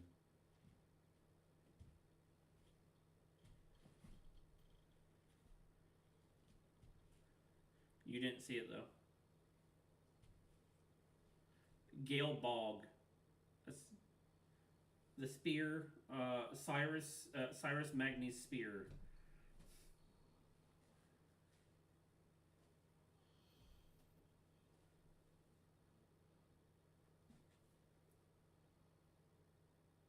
What's everybody do?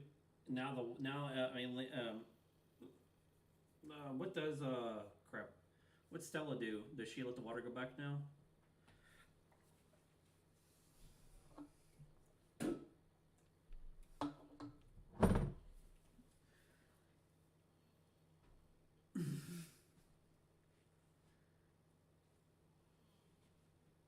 Slow AF.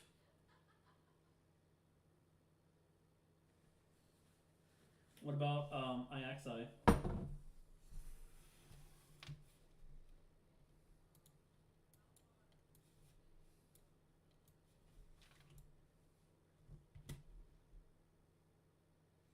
With the rate he's going, I'd say he has a third left. It's about a nautical mile.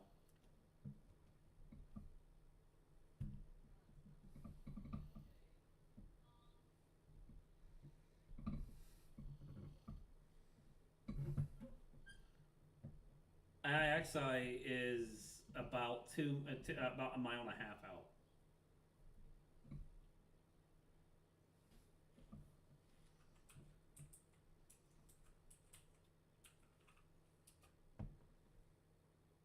Okay.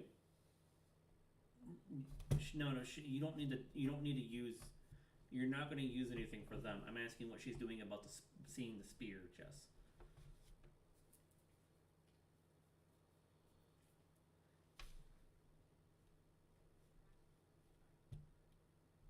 And the Kraken exploded in a Barbary visceral of wooden guts.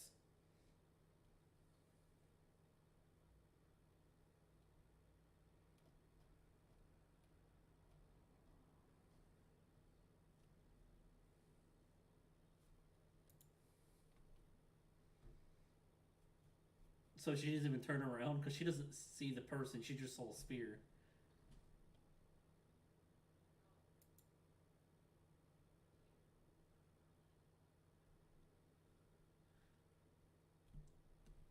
I need you to roll me another D, or you can either roll a D20 or I can roll perception from Stella for you.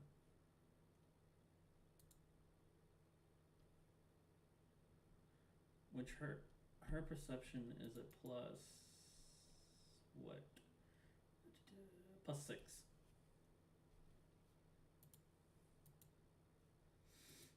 She looks and expects to see Cyrus. However, all she sees is the shining blue armor.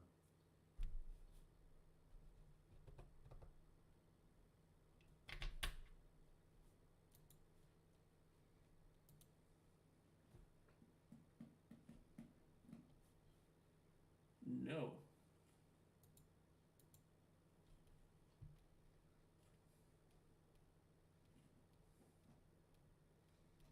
All right.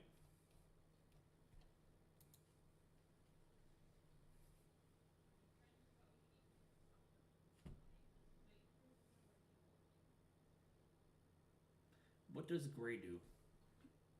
Seeing the spear.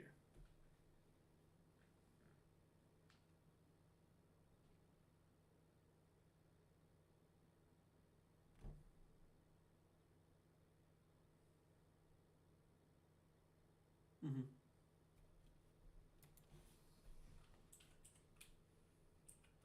He sees somebody in the far distance.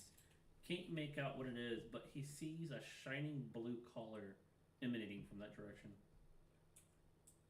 which appears to be some kind of armor. He does not know. It does not appear to be who he thought would wield the spear.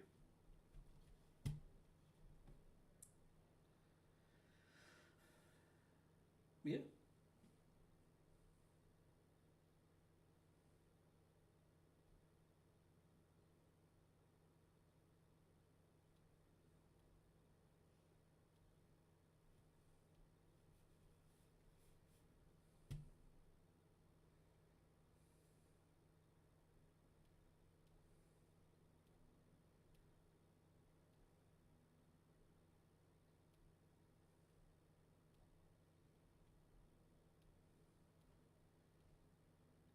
He can assist Iaxi or Hans.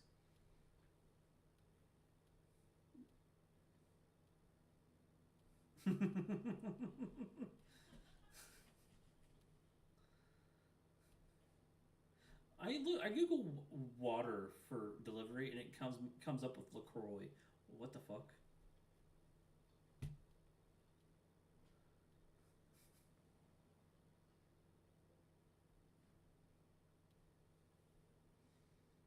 Right?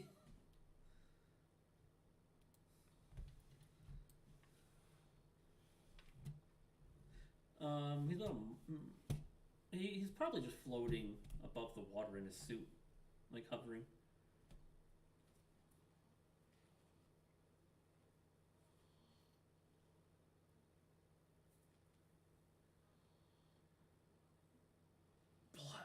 Plot armor, just take it.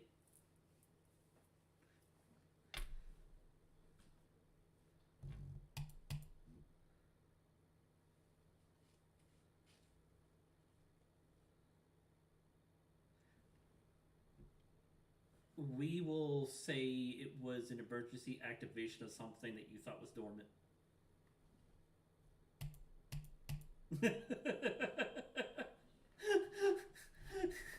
I want to incorporate limit breaks now. Congratulations.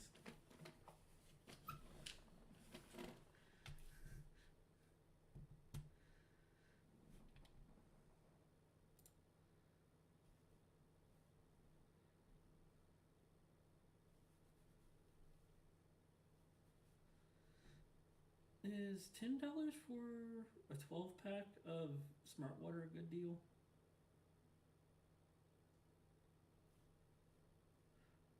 $16 and a half, 17 ounces. Total it'd be 12.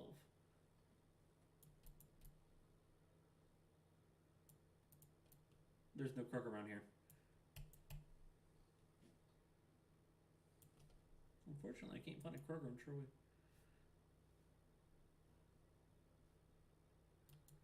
None of DoorDash. Alright, I'll try to do this. Alright, continue, Gray.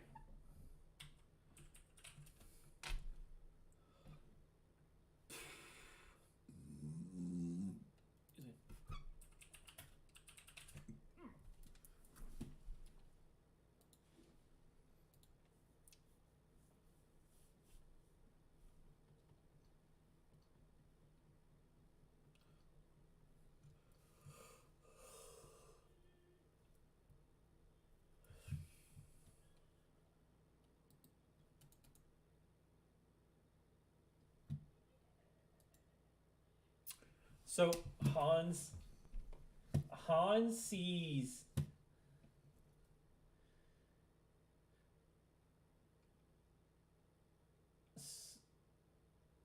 Hans sees Gray, and then behind Gray, he just sees this black ball get closer and closer, flying at like Mach 1. And then he hears, "I got you, buddy!" As he leave, flying in to pick up Hans.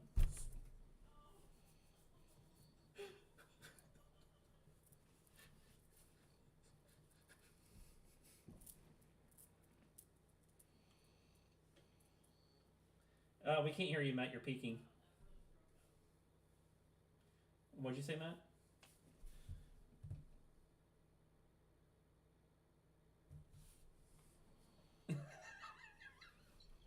You just see Stella wave her hand, and the water shoots him like a cannon onto the shore.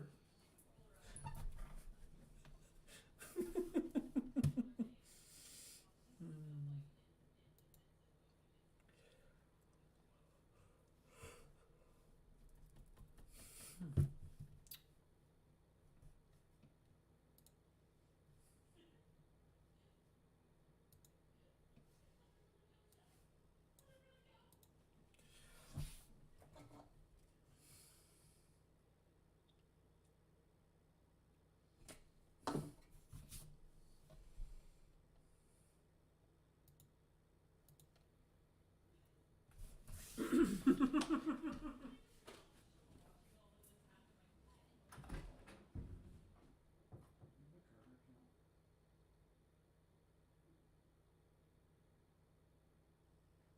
you have a Kroger account? Yes, do you need the number? Come sign in.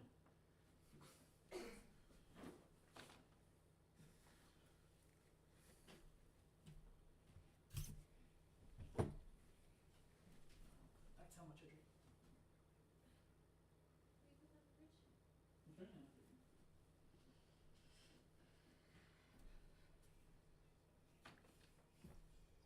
Oh.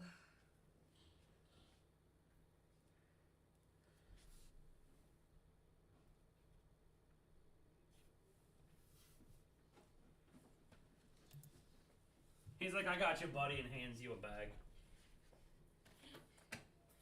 Congratulations, you have a bag of holding, but it only holds peanuts. It's so much better than the ones you get on the airplane. You know that thing you had before? Wait, you're creating an account. I thought you said you had an account. That's creating an account. I do, but I don't have. I have one for the number, like to be there. So. Yeah, you can. Okay. Do you want me to still? No, just do it. Whatever.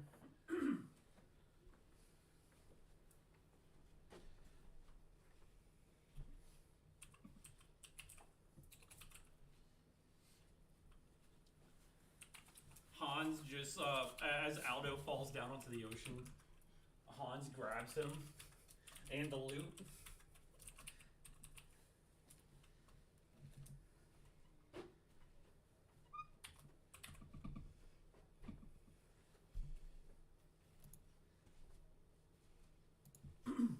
By the way, your bag of holding is actually shaped like a popcorn box from a movie theater. So it's like it has 4 sides and a bottom, but no open. Yeah.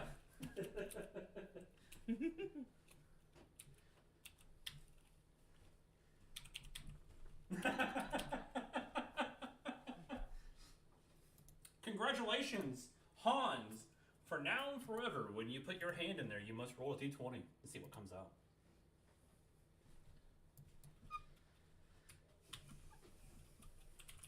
So, one time, and on one of them, you get honey roasted peanuts.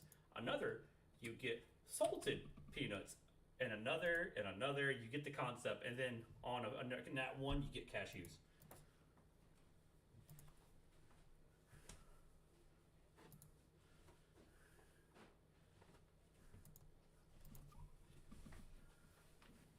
I did have one. So yeah, Hans now gets different flavors of peanuts depending on what he rolls. And if he gets a 1, he gets a cashew. Or a pistachio, whichever. He gets the flaming hot ones from time to time. A 1 gives him a pistachio. Walnuts. He gets the ghost pepper ones. Ben, he gets a walnut that he can't open. Wait, I got it. So you have 2 options. A 1 is either a walnut that cannot break open or a rock.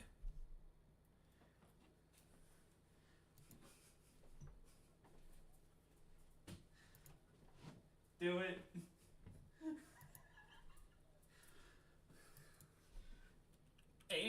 And Ben, you can use it as a thrown weapon. So, so I'm changing it. A one will be various items that you do not know what they are.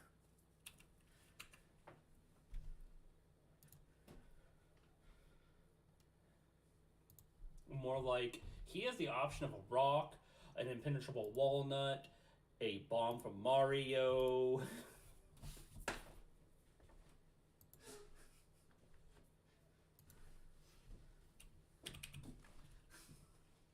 Basically, you have wild magic in the form of a nat 1.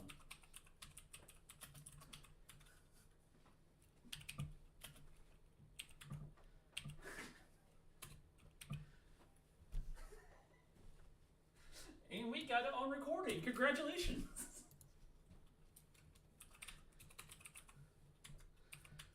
So, okay. All right. So,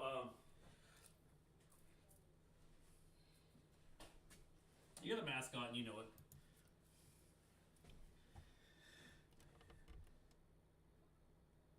What? All right. That's fun.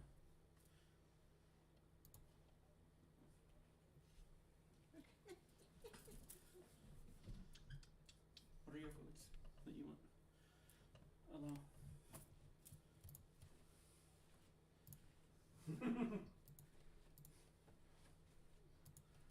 Hans hears a voice. Hans hears a voice. Go ahead, Ella.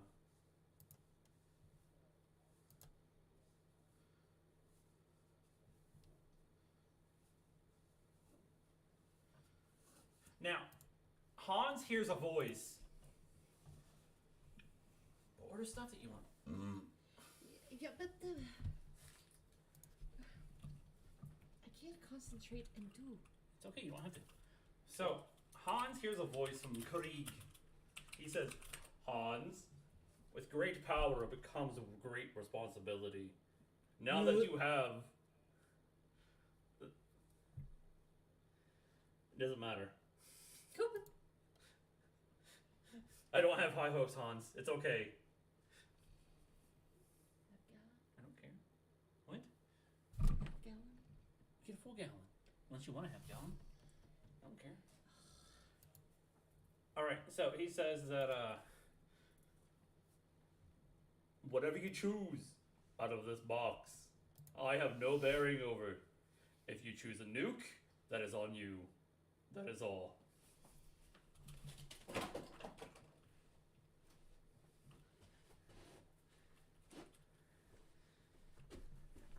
I'm sorry, somebody decided to connect themselves to the fucking back rooms. Guys, just real quick, out of game, can you hear everything okay, or is there an echo? You're muted, Jess. Okay, I didn't realize. I just wanted to make sure. But at that moment, you guys see the ship come in from the guy that threw the spear. And you guys can see... Hold on, Jess. This gentleman.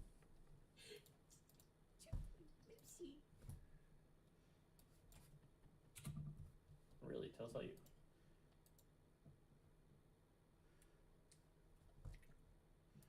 Jessica?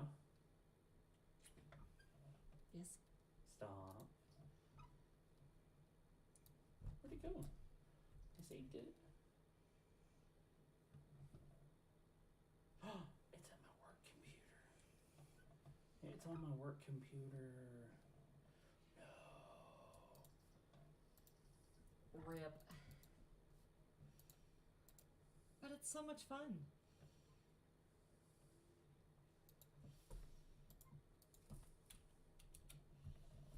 Say it then. This is the gentleman you see. What?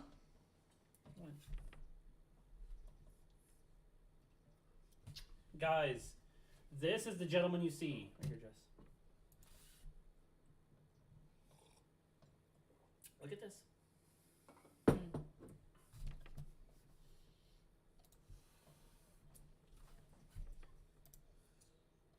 He's a brick. House. He's mighty mighty. Does he let it all hang out? Shut up. This is the gentleman you see. And you all feel, as soon as you see him, you feel a overbearing presence of something very old and very connected to nature. And you smell. The ocean smell is completely overtaken by the smell of a deep, deep forest. Mm-hmm. Okay. Is he very authoritative? Yes. Okay. Stella's hissing.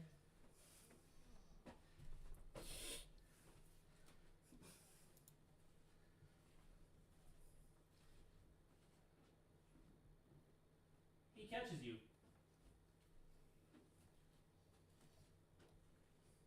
Hi, little birdie. I don't know. He says, hi, little birdie. Be careful with that water. You could drown. Don't want to get your wings wet. And he sets you down on the dock. And he hands you to a woman who is clad in an ethereal green gown made of leaves.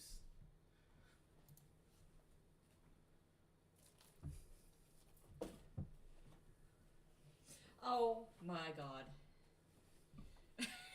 Aldo, you're in the sky being held by Hans, who's being carried by a leaf.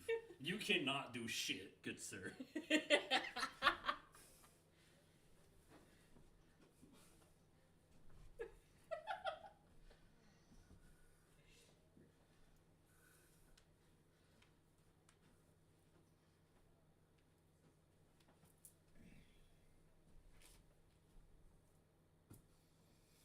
She waves her hand, and you just see a green swirl of wind come up around you and dry you off entirely.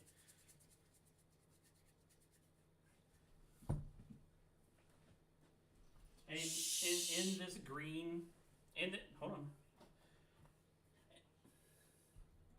And in that moment, Matt, you see leaves swirling around the wind as well.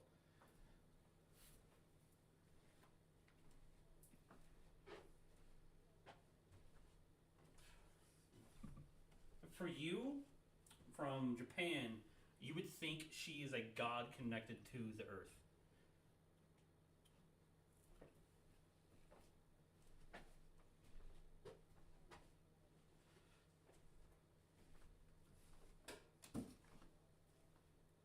She places her hand on your shoulder and it says, no reason to bow. You've done nothing to warrant this kind of prostration. Please rise.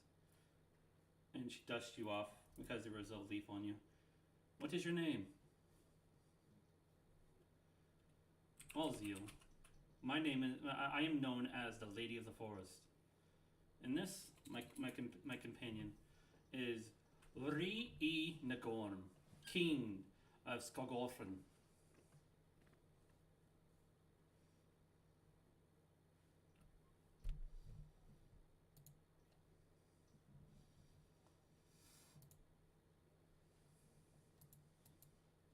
And he goes, oh, I understand Tengus. I mean, bird people have tiny brains. It's quite understandable.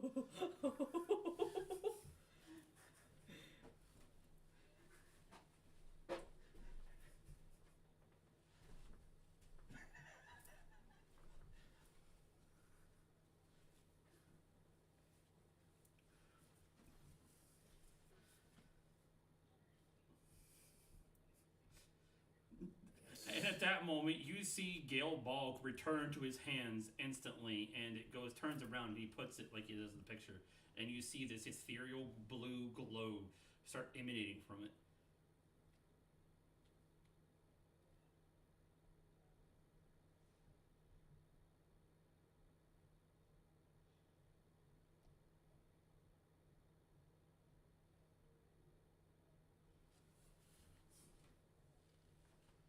Who?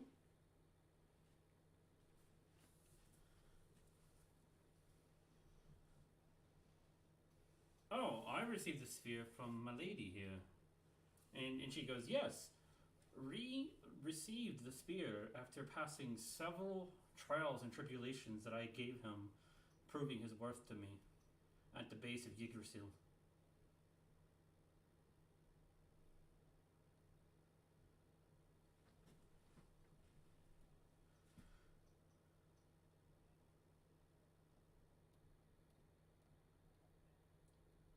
Perception check. Now, everybody else would hear the word Yggdrasil and know that he means that she means it's a world tree.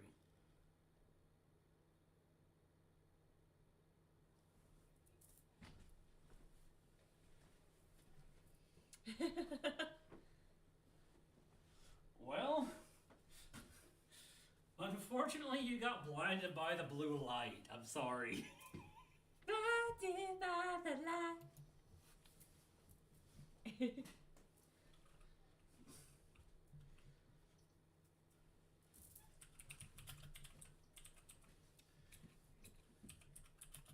So at that moment, Matt, he says, "How about I show you that I'm trustworthy? Will you?" He puts. You see the spear just he swirls it around and puts it on his back, and then you see two other swords on his back, as well as a dagger on his side.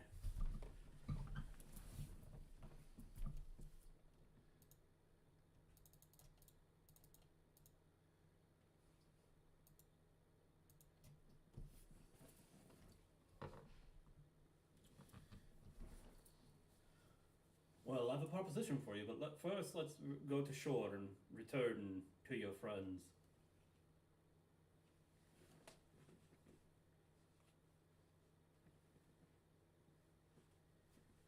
She walks over. Poor child. Don't worry. As she touches your face, those old preachers do from that are trying to tell you they have the power of God and can heal you.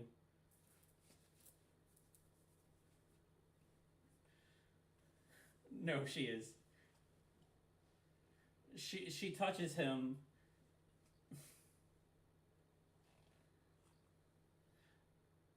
Congratulations, Matt. You have a +2 to all perception checks from now on.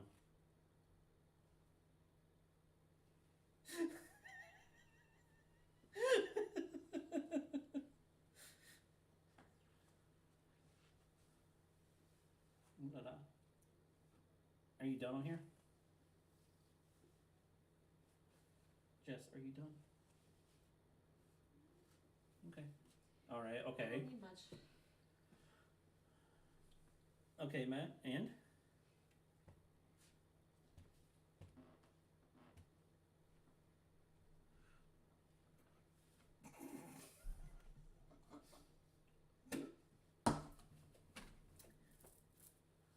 sensing your hostility, he touches your shoulder, looking away from you towards the shore, grabs his spear off his back, takes it, turns it around, and throws it to the shore. And then instantly, you and him are teleported to shore, and he drops you on the ground.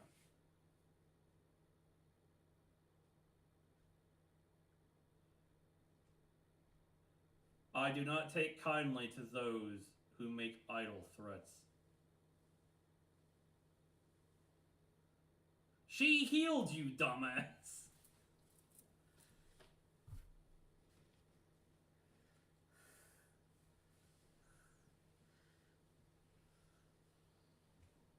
They just arrived shortly after.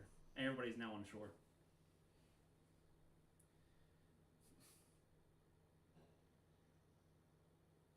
No. At that moment, she arrives, steps off the ship, walks over to him, and goes inside the spear.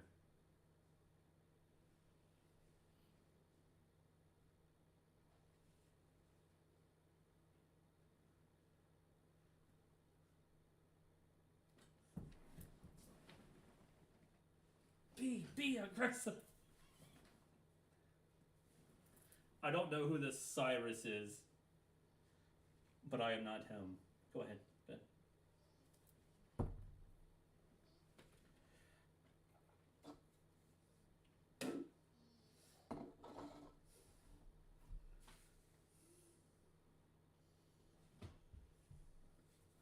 And he holds out his hand and offers a berry to Hans.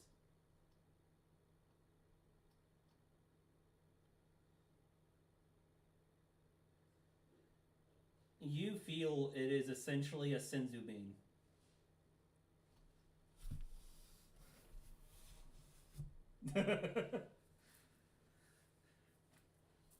He holds out another hand and says, "Anybody that would like to be healed, take one of these. You'll feel invigorated, better than you were before you arrived."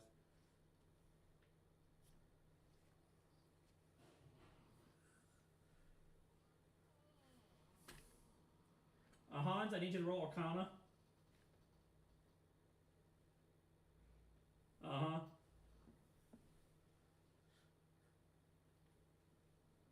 You'll see where I'm going with this if you don't already.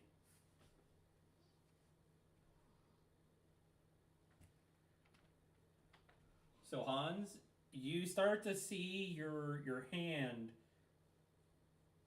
doing a thing you know like earlier, and you need to take care of that.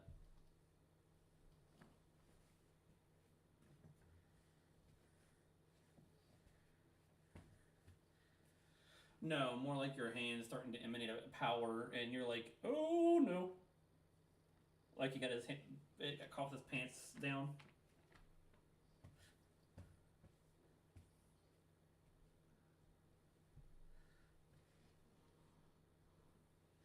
Hey, Ben, at some point, he needs to shove it inside the box.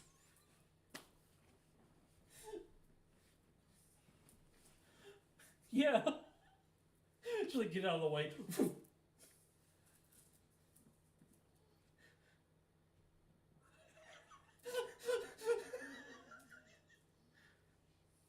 The bucket is now the lantern from Green Lantern.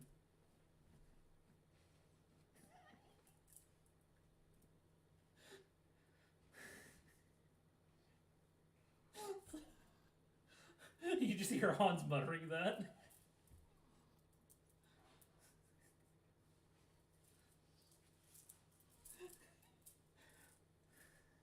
And you just see the Tenacious D guys come on both sides of Hans, whispering it, playing their instruments slothfully.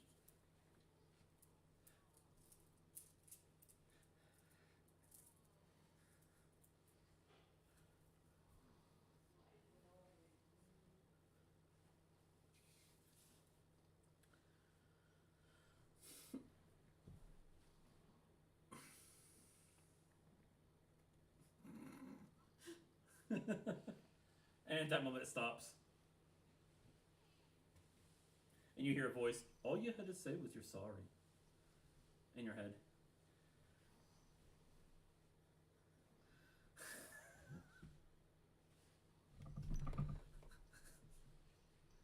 We the people, united under one nation, under Hans.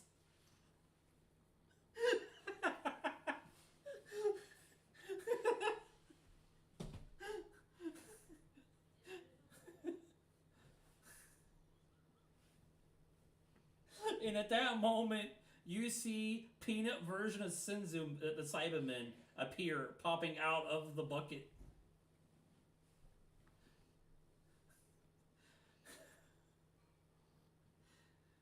And now they all attack you.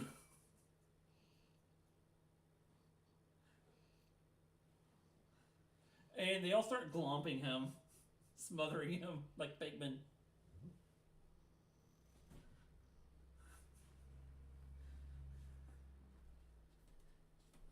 And they all get off of him. You see his clothes in tethers, and like he's been violated.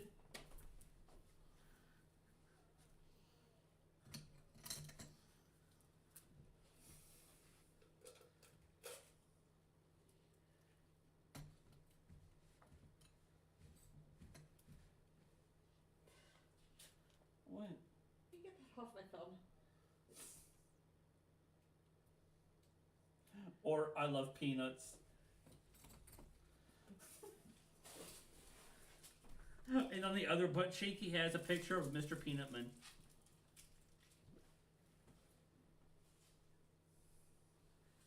And the monocle.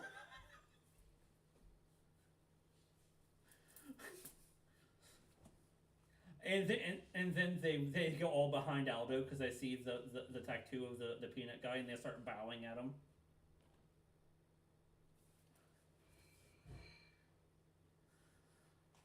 So apparently now Aldo is their leader and you are their deity, Ben.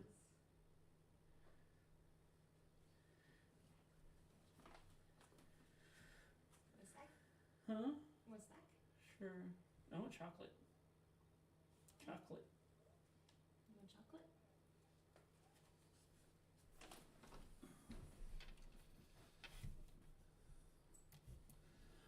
Um.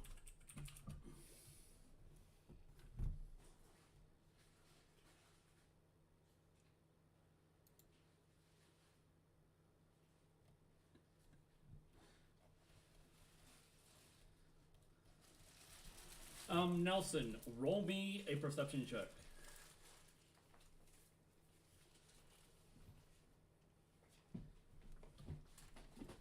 You find something in the sand that is red and slightly shimmering, and it's half buried.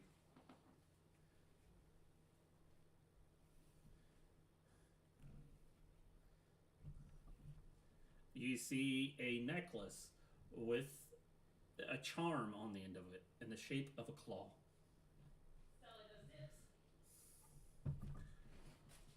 Stella runs over and tries to grab it. Elena tries to stop her. No! You found a crustacean clapper. Congratulations.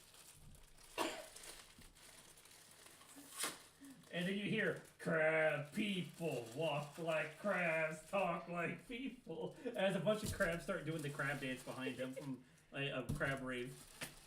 No, finders keepers, man.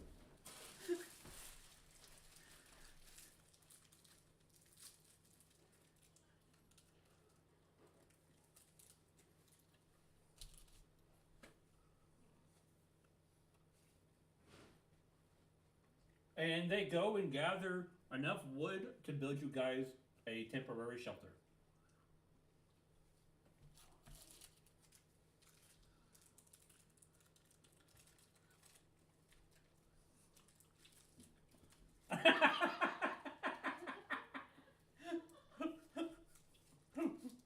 So, Matt, hold on. Before you go, Matt, you see the inside the group of the Peanut Cybermen is actually one that is Mr. Potato Head. Imposter. It's an imposter. Now what, Ben? Okay.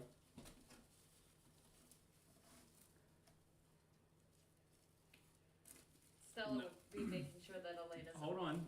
Ben was going to say something. Go ahead then.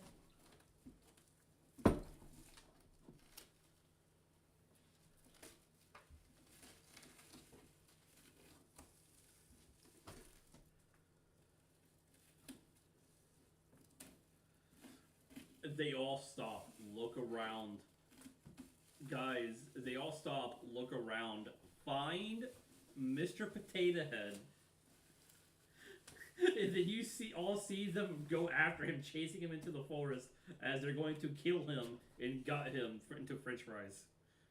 Sacrifice for the. Our god demands a sacrifice! Ooh, hee, ooh, ha, ha, ooh, hee, ooh, ha, ha. Supervise this?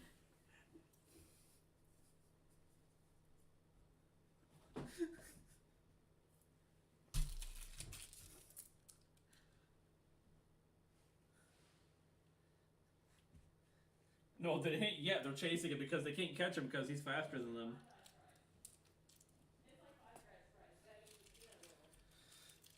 Oh, and then you hear Ri Nigorm say, "Everybody, if I can have your attention just for a moment, please." No.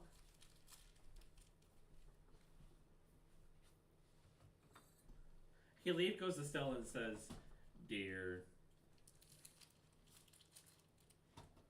play nice." No.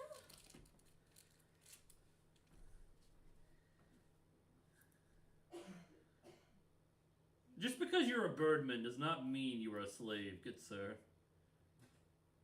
One of my associates is actually a Kenku, thank you very much.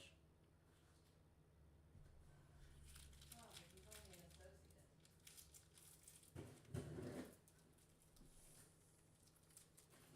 Well, if you must know, he is one of my best friends.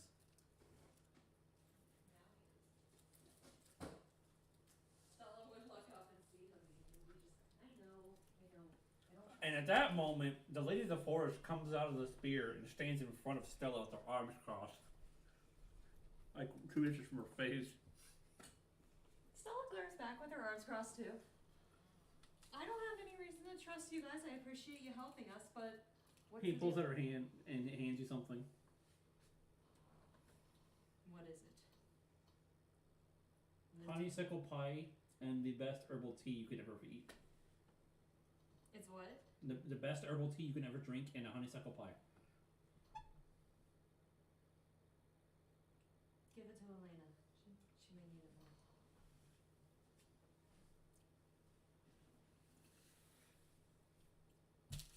She gives it to Elena. Now she expects Stella to play nice.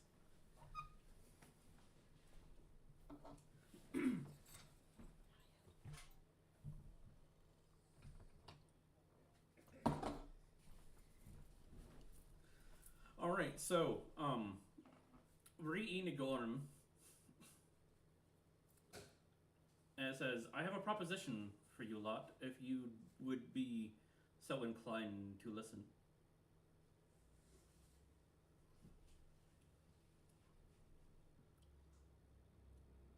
And for anybody that wants to see, you just see the Lady of the Forest wave her hand and tree roots come out of the ground and form chairs.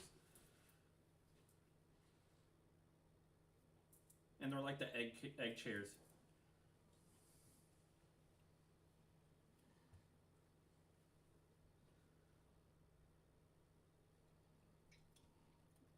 And Hans, she creates a bed of flowers under your ass.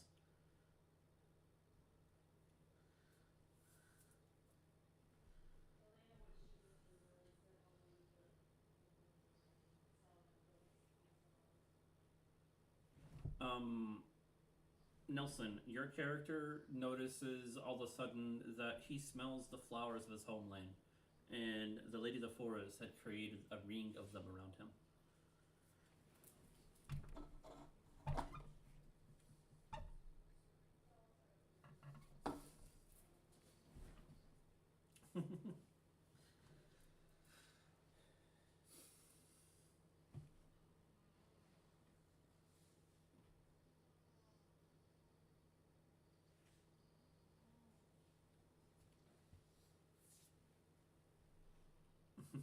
What I'll do.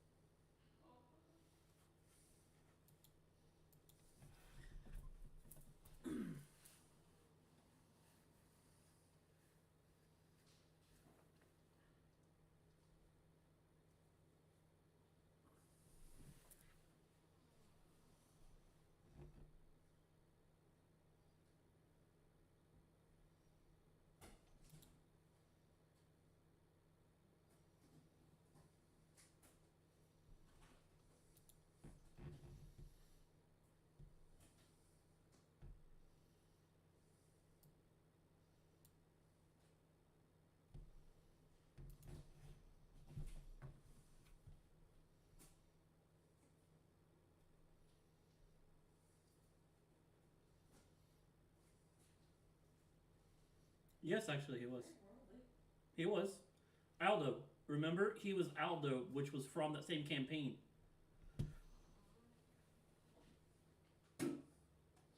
Aldo, your character, Aldo Thunderthighs, was a reincarnation of your character that was you, actually, like IRL, the same way Matt was his character IRL in Japan. You both know each other, technically.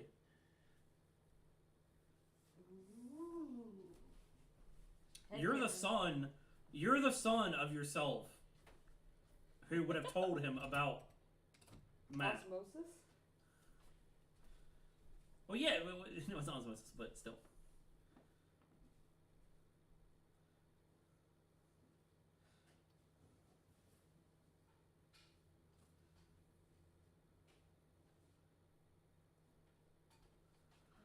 And at that moment, a gigantic, monstrous boar barrels out of the forest behind Aldo. And like this is one like Pigzilla does not even count. So like instantly as it's running behind Aldo, before and Aldo notices, Ree throws Gale Bog, and it goes through the pig and spears it like a split, like it's on a fire spit. And then he walks over and grabs it, brings it over, and says, "I heard you guys were hungry," and like he just kicks dirt, like kicks a hole in the ground and shoves it down and says, "Mr. Leonin, do you care to provide us some of that wood you gathered for a fire? We're gonna have pig tonight."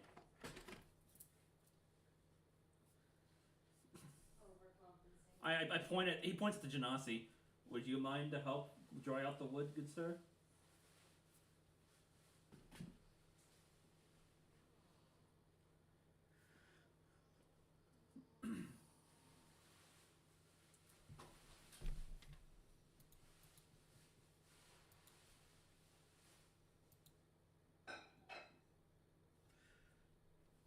You would snap your fingers and fire would just go.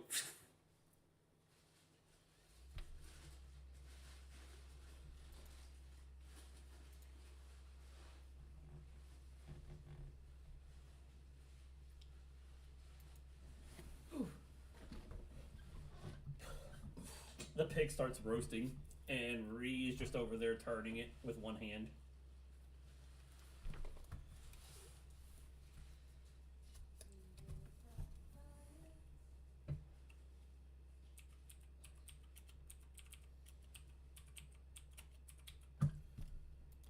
Mmm.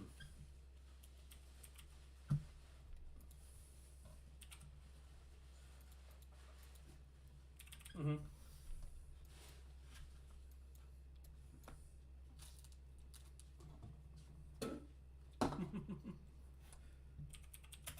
Gray, actually, unlike the others, would actually know after talking to her that she is a spirit and is not human.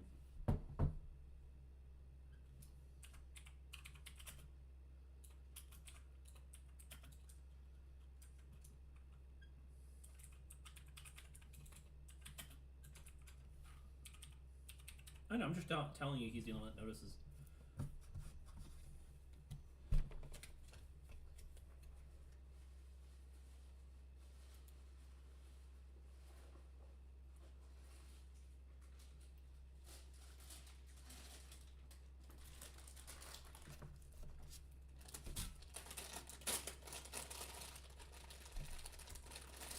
Okay. So, Ree asks if he can proceed with his proposition.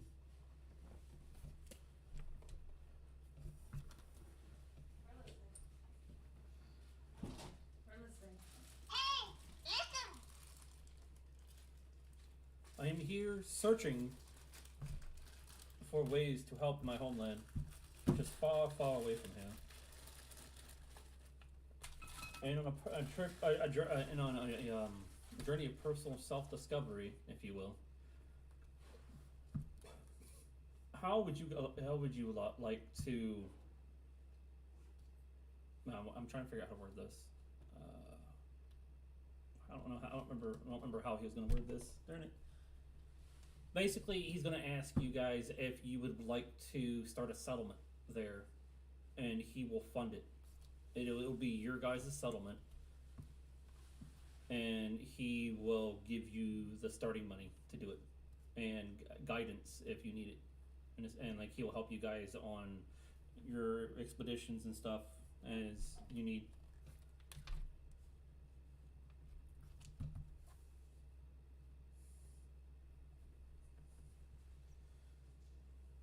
Hey, You wait. listen.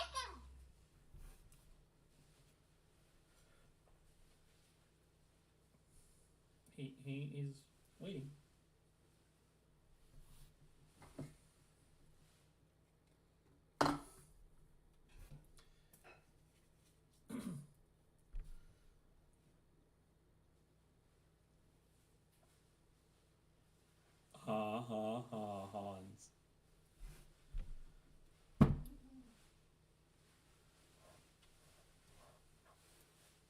No, but you will hear. A settlement is under attack. A settlement is under attack. A settlement is under attack. Oh,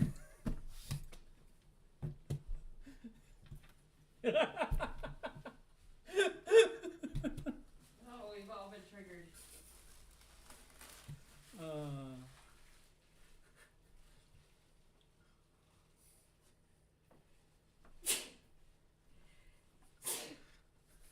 That was a joke. He didn't say that.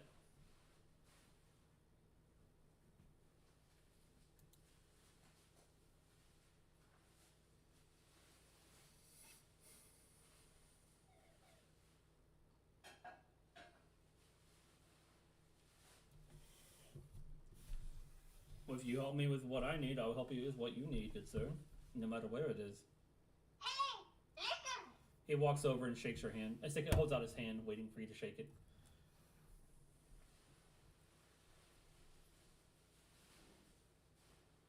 And you know,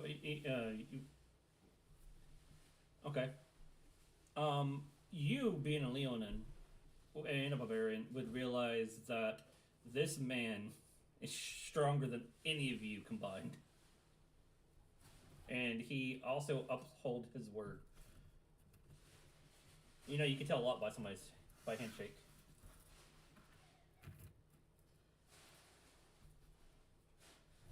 Yeah, I get it. And I just remembered the thing you told me about your character, Nelson.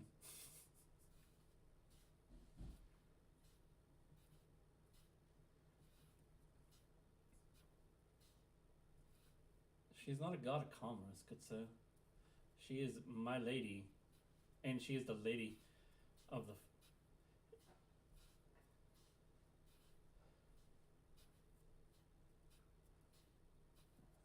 You know what? Sure. Come over here, son. As he grabs your shoulder.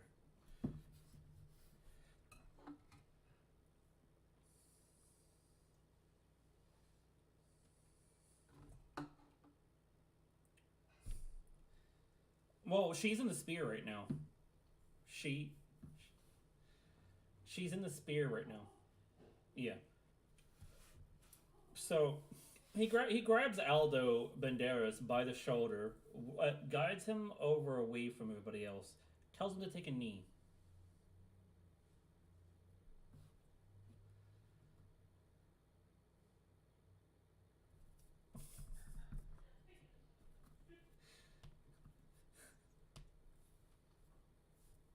Well, we're at an impasse until he comes back.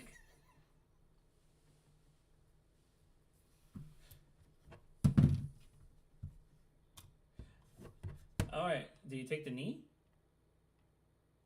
Aldo? Aldo, do you take the knee? He steps back a couple steps and then takes a spear out. You see it glowing blue, swirls it around, and then strikes it into the ground. The flat side and bottom hits the ground. And then you see a flash of green, and the lady of the forest appears where the spear was. And she says, "So, you would like my blessing, I hear."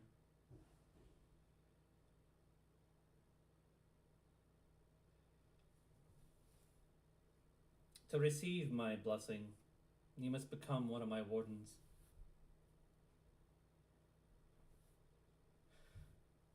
You will become a protector of the great forest that houses the ancient tree known as Yggdrasil.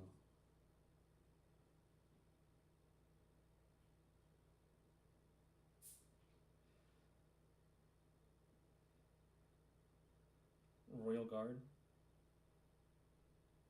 Oh. Shrine Maiden? Monks?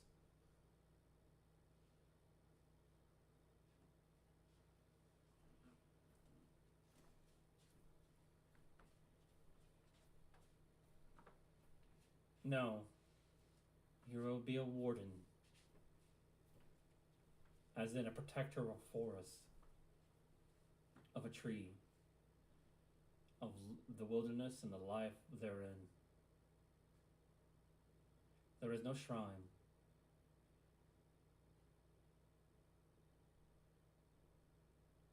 She holds out her hand and says, "Do you accept?"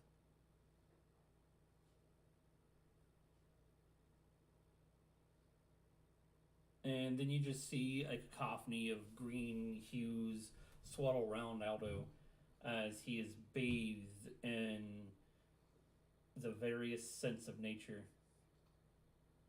And eventually, he comes out of it.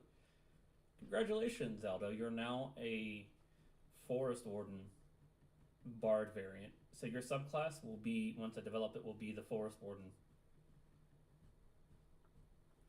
And you now have a boon. What, Matt?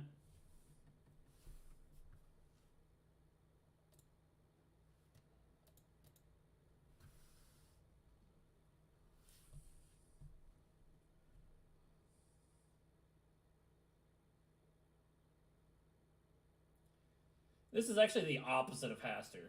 Literally.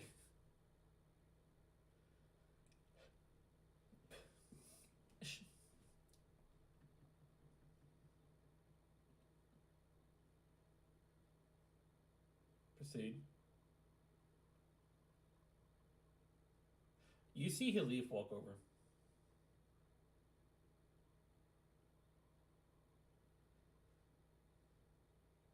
When you ask for the...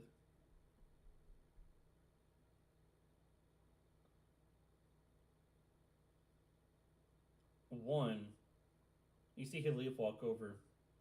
You see him hold up his hand, and a he like starts absorbing darkness energy of the surrounding area, Hey, listen. purifying it, and then condensing it into an orb. He takes it, clutches his hand, brings his left hand over, puts them both in front of him, claps them together, and then as he opens them, he creates a katana. Grabs it by the hilt.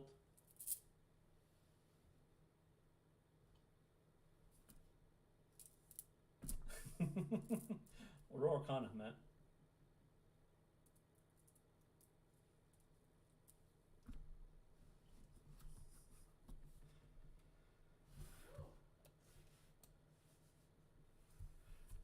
Congratulations!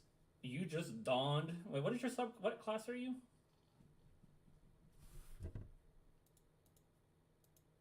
Congratulations! You get the shadow armor instantly. Anytime the sword is out, you have the shadow armor.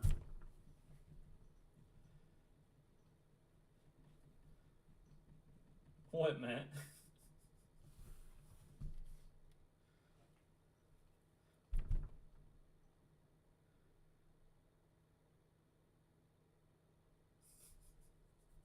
Matt, this will be your artifact weapon, FYI.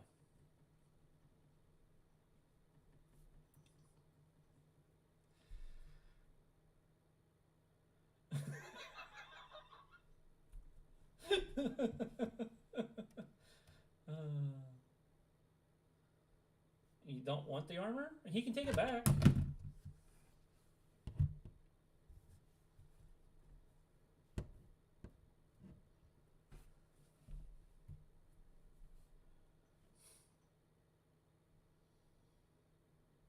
Well, your katana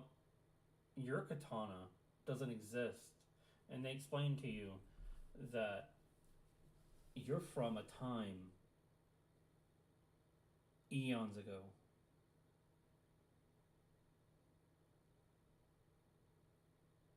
That everything. What'd you say?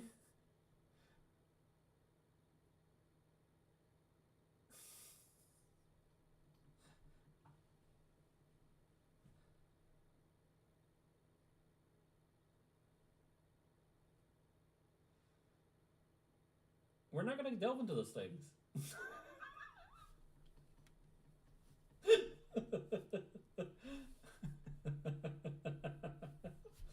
Yourself.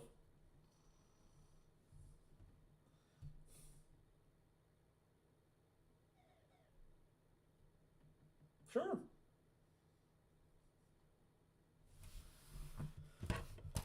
why not?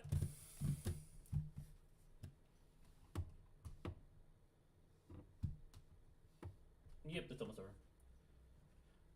You have no clue. Does Gray accept? Or Iaxel?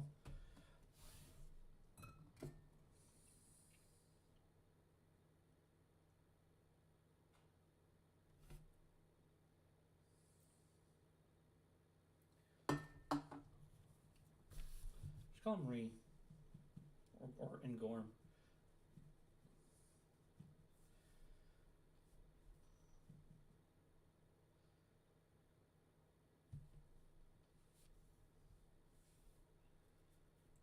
He shakes your hand, and you see a flash of the future. All you see is the world ripped asunder, and sky black, volcanoes erupting, the ocean never resting, land shifting and displacing swatches and droves of people.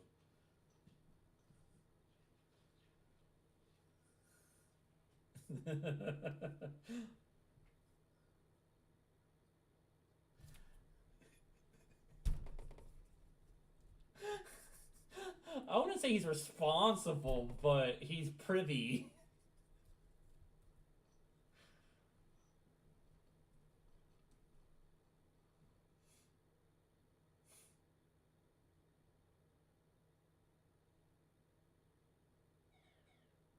So this was actually behind the eye patch. Like, you could see it glow briefly.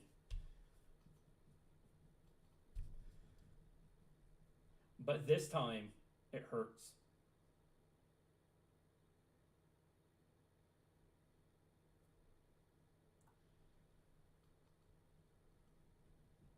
Like, he's biting his lips kind of thing, probably. It hurts so much. It hurts so bad he's probably biting his lips so he doesn't show anything. Or, like... Baby.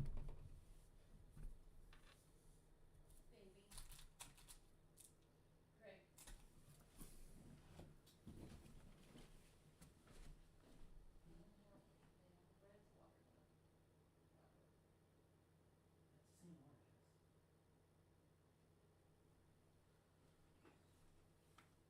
Oh, wait, hold on, Gray, hold on.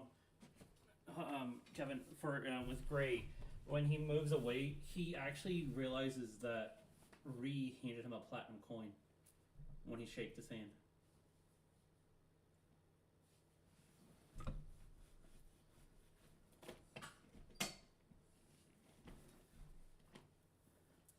You cut out because of what?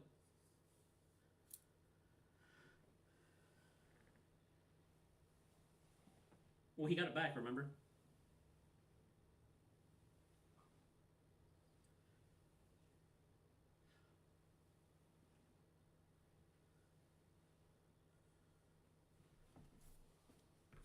Yeah.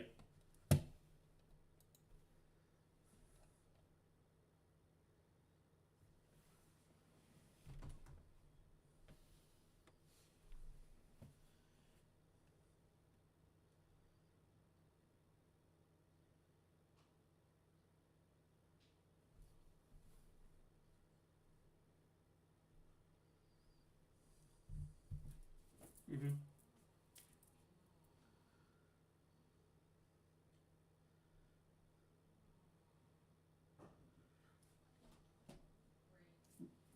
Ree. You could say the liege, king, or night king. You could say Gorm. He's not part of the Blue Vein group, damn it.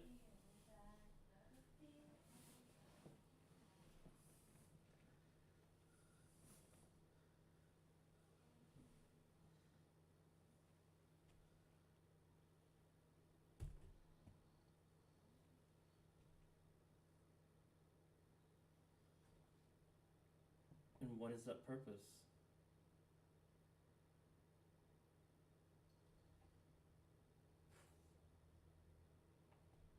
What man?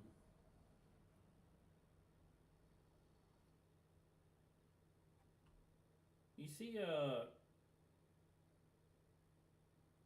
tinge of recognition, and that's it for now. I promise to assist you in this endeavor.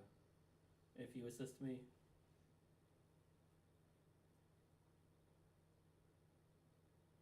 shakes his hands.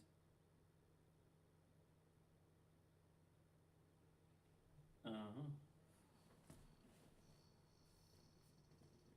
All right.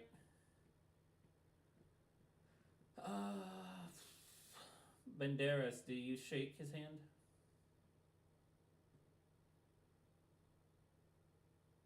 No, you. She went back into the spear as soon as you were done. She ain't got time for you. Jess, you're gonna need to say what you said.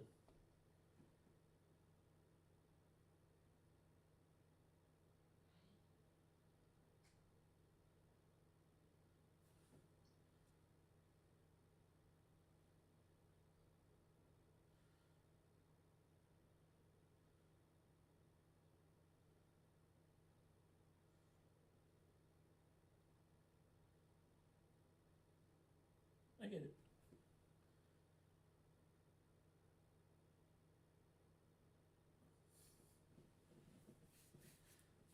I can't tell you if it is or not. He doesn't like being touched. Jess, I need you to tell me the thing that you typed. So, Elena would go over and she would be very wary and she would be very standoffish, but she would just kind of tap Thackeray on his shoulder and ask him to come down to her so that she could whisper in his ear. And Well, you need to say it so people in the street can hear it. does she really have to? Yes.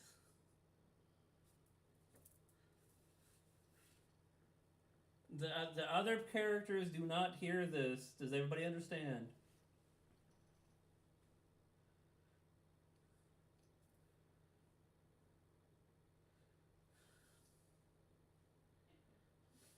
Well, it's nothing crazy, but Elena's past, she would come from a.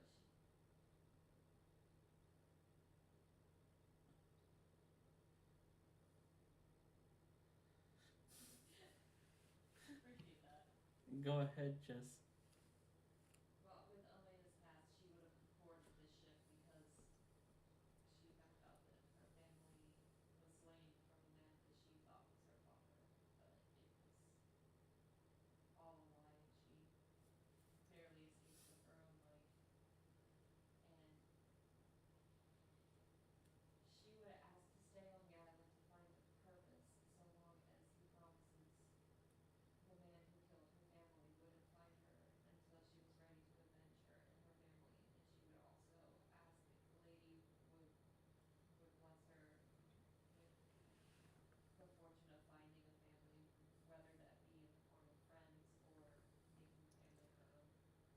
She comes out of the spear and grabs her and hugs her and doesn't let go. She would just start quietly sobbing. She turns her back to her. She turns Elena so Elena is not facing them and that the lady's back is to everybody else. And Ree turns around and hands you his hand to shake your hand and says, your terms are acceptable. She, instead of shaking his hand, would take his hand and just place it against her lips and kisses him and put her forehead and put his hand in her.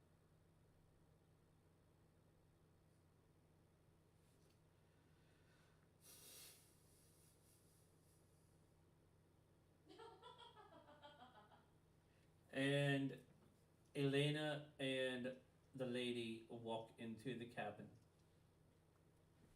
That the I'm sorry. walks into the cabin. They walk into the cabin to where the crabs and Nelson created. No, jeez. Hans, do you accept? Do you hold out your hand or your trunk to shake his hand?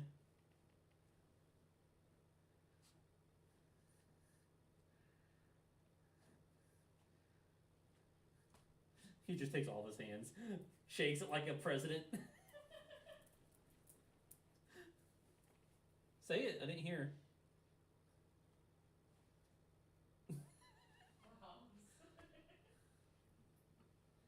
He shakes your hand. However, he gives you such a firm handshake that you know that you could not move him if you tried. I'd like to point out Stella has not made such an opinion. I know. We're talking to Hans.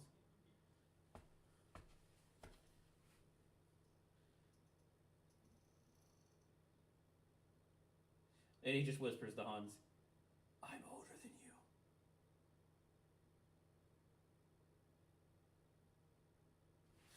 That's a great moisturizer.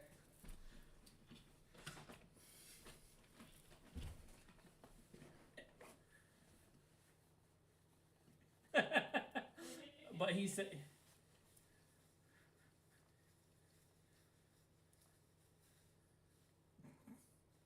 and he says to Hans, I know who you are, and I won't say anything. He leans in. He leans in, puts his hand up so nobody can see his face, and points down to the ring and says, "Your ganache."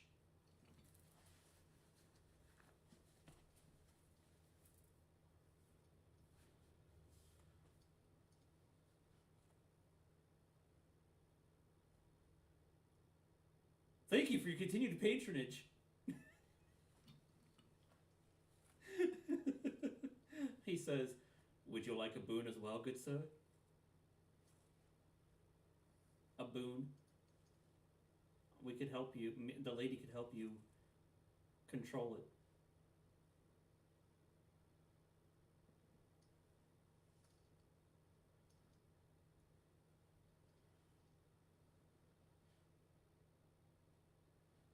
He's over there, and he says the lady is in the cabin with Elena.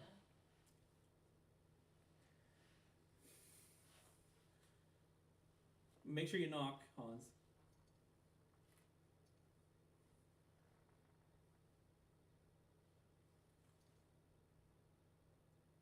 He breaks the door. It just falls.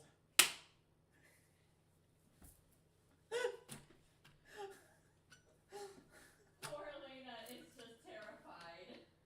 Aldo gets strung up by a vine upside down. Poor Elena jumps up and is in a corner.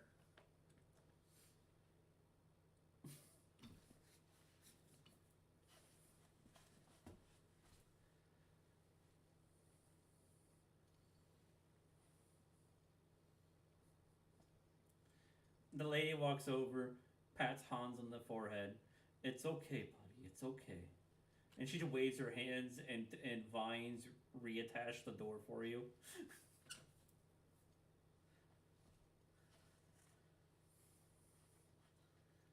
Yep.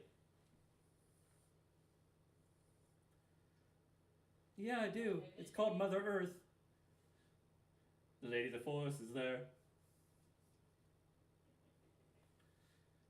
By the way, if you want to abbreviate Lady of the Forest, just call her Lof. LOF for short.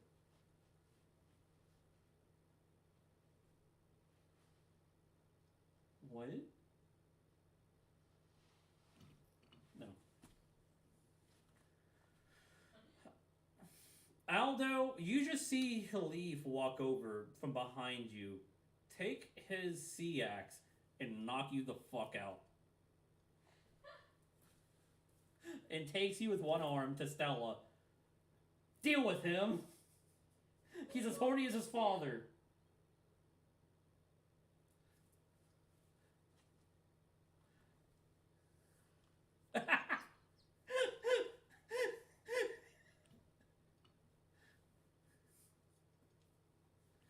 Oh.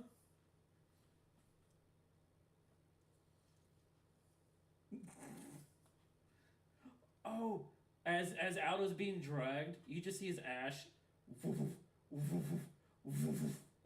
every drag. We've got to control that thing somehow, Stella would say.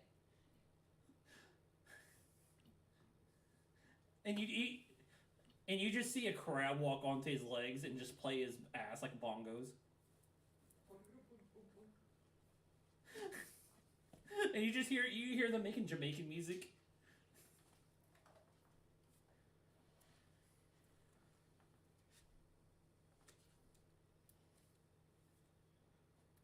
Oh, baby, I can help you, but I need you to take a knee and pledge your fealty to the forest. Oh, baby.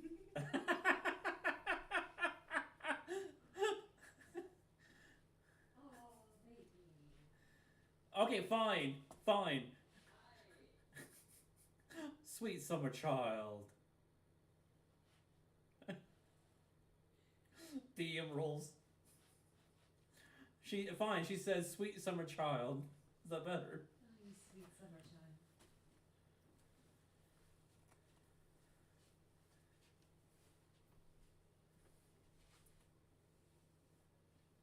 Why me?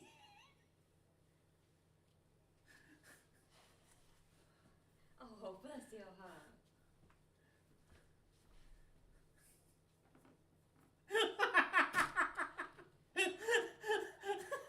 Oh, Ben.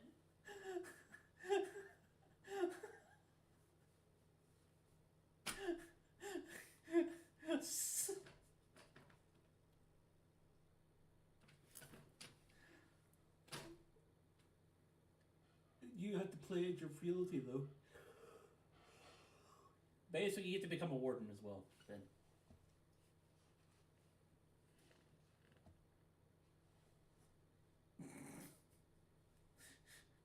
She waves her hand. You just see energy swoosh around you. She puts her hand on the ring. And poof, it changes to have a bark-like texture to it. And that the gem is now covered in flower vines, and your favorite flower is now adorned on top of it.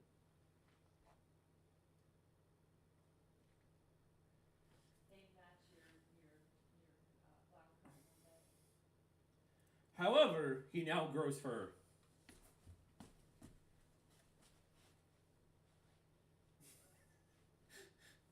Yeah. That's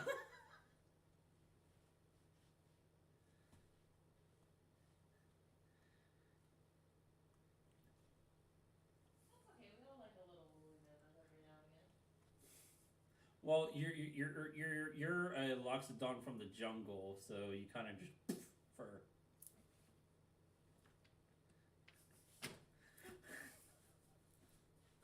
Yes.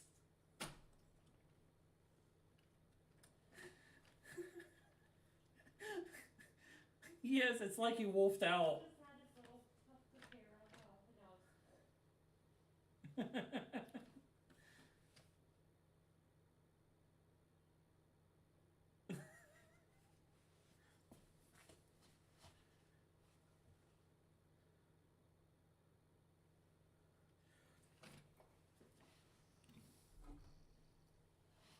What? we.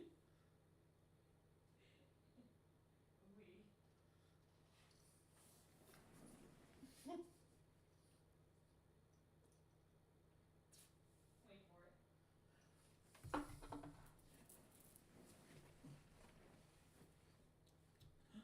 Cousin It!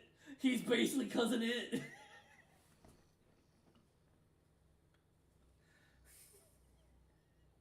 He gets to go all this fucking fur.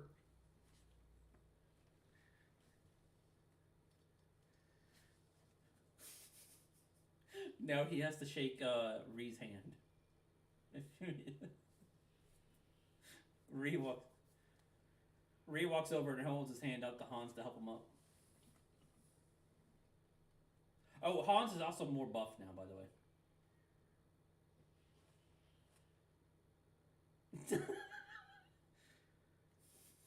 No.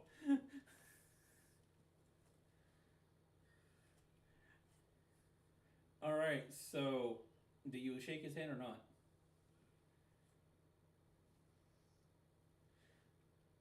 Okay.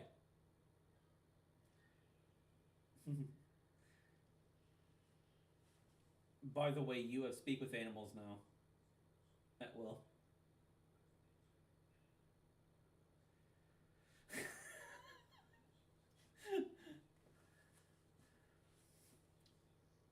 So now Ree goes back outside to what is it, Zell or Zeal? Zeal. So he goes over to Zeal, like eel. Okay, okay. So you have to remember it's like eel. So he walks over to Zeal, holds his hand. What was the other questions? Oh, your homeland.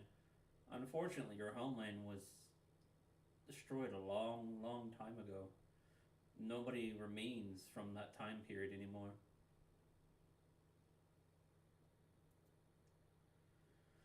And what was the last thing? The last requirement?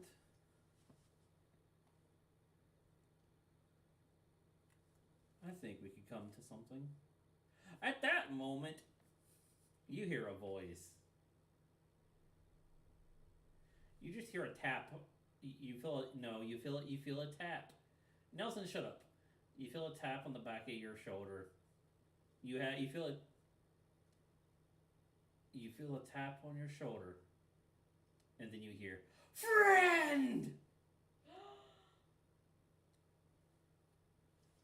Buddy! Everybody in the cabin hears it. Friend. Stella, would Stella be there? Oh, Stella would run over and give him a hug. Fred!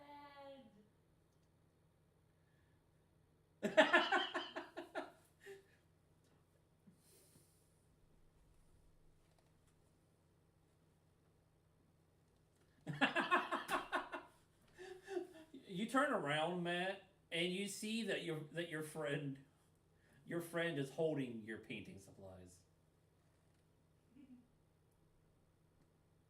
And it is your exact supplies.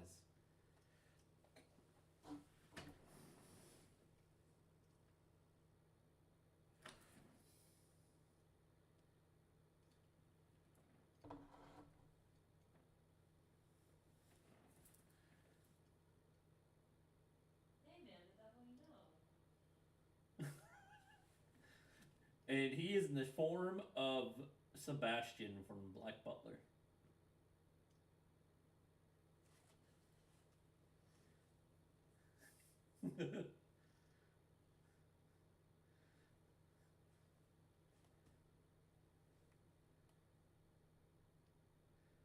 They're like, clip his, neuter him, got it. No. They hear neuter him, and they all clap, and they walk out clapping like Zoidberg.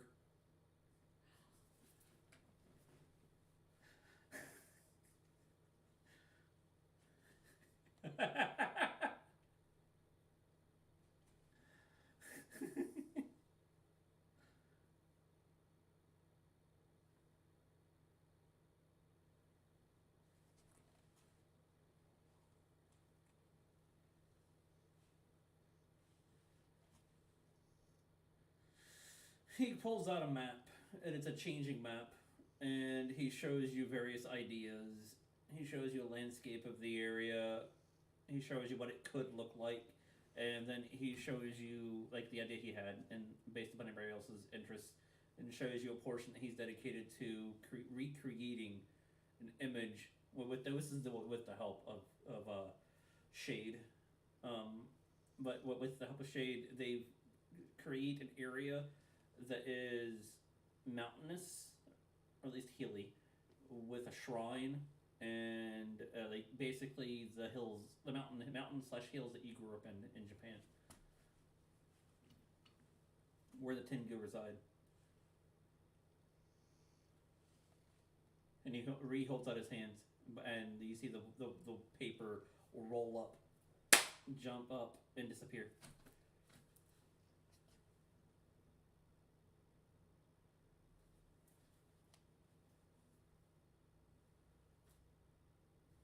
My mic cut out.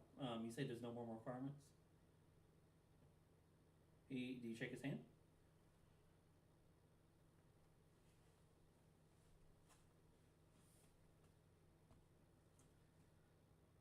Ear shade. Cyrus! Hold on! Cyrus!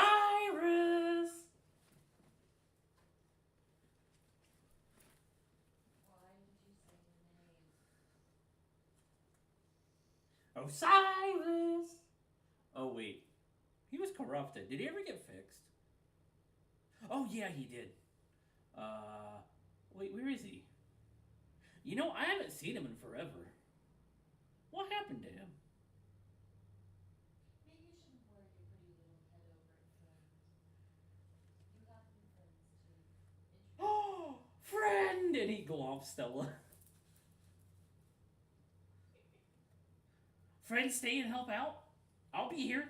I'll help with Merchant Guy Gray. We'll see. Please?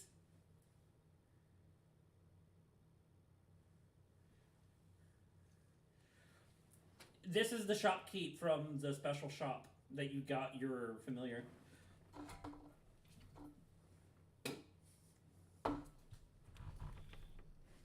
Like, Gray hears his name, looks out the door. Wait, say it again? He looks at you. Oh, Gray! Thank you for the box. And he pulls it out. He holds the box. What's in the box? He opens it. You just see a beam shoot straight to the sky. You see the heavens open, splits open many universes, and then you just see the ship up in the sky.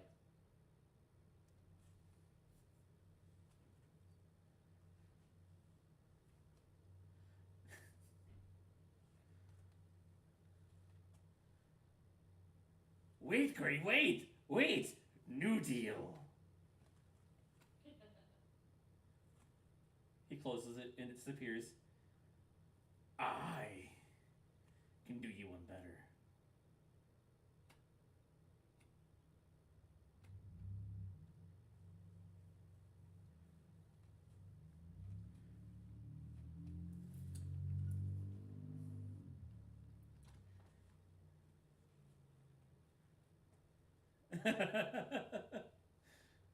Uh-huh.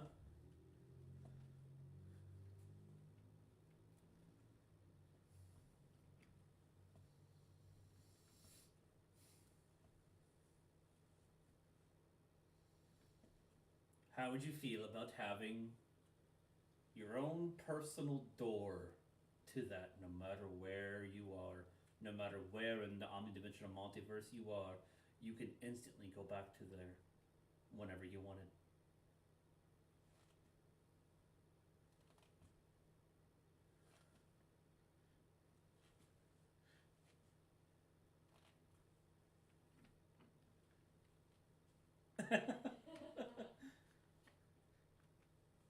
Or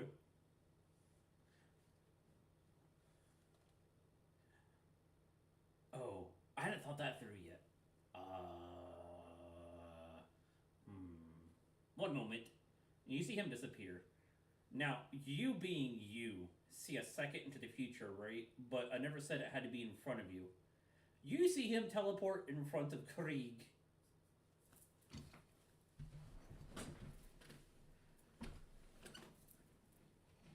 You see him bow, profusely apologizing to him for what he had you do to him, and says, "I don't know what to offer him, or what to ask for from him." And he's like, "What do you want me to do?" Ah, fine. He's... Yeah. No, you see this as he's already left, but before he talks to Krieg.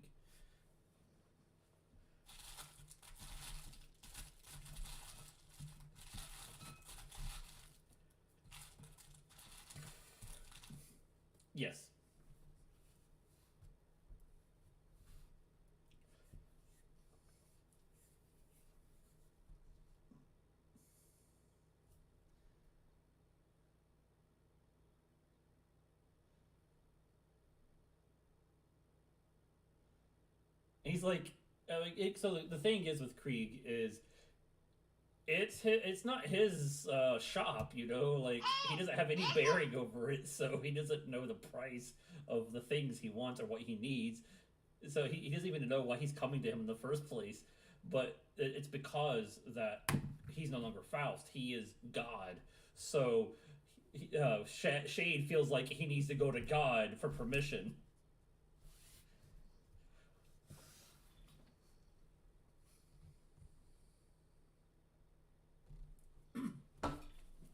You can communicate with him telepathically.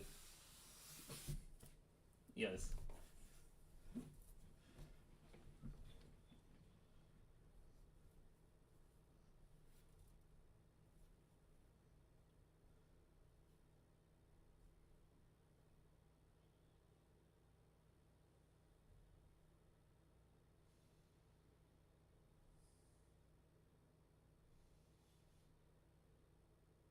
You just know he handed you one. You don't know why.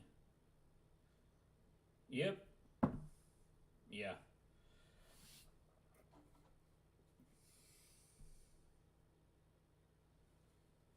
Well, Gray would see it as an upfront investment in his endeavors.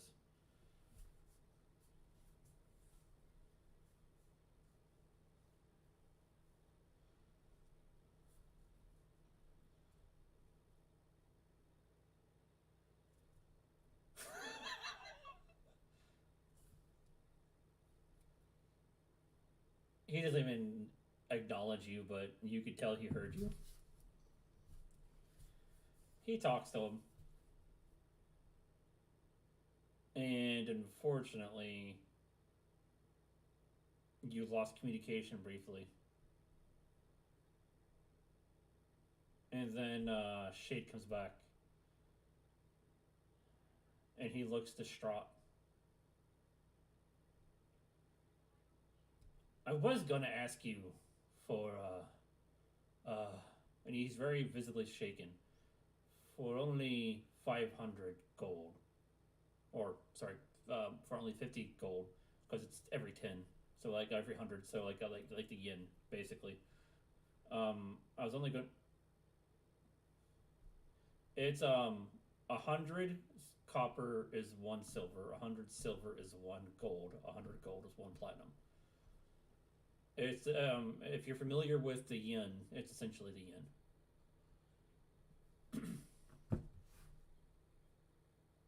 Yes. Yes. So he was gonna ask. He said, "Go ahead." Yeah. He was gonna. He says I was gonna get offer it to you for 50 gold. However, something arose.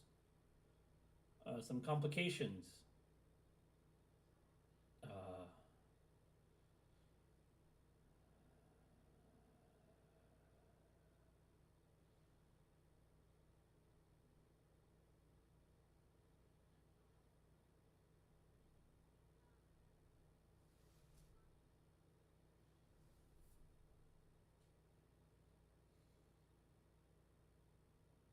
Susie's in danger.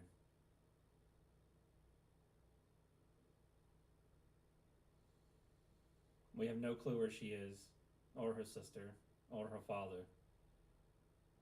Even Kurik doesn't know where she's at. The only way to figure it out is apparently the signature of the energy is the same signature as the energy that is here on this continent that arose. And you could tell that he's no longer his happy-go-lucky self either. That he is a very defeated sounding, very meek looking.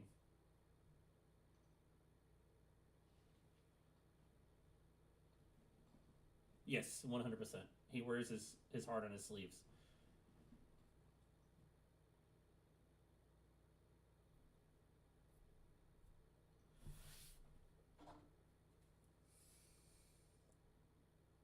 If it's strong enough to do this to Susie and her sister, then it is a very powerful entity. So that is your price. Save your familiar.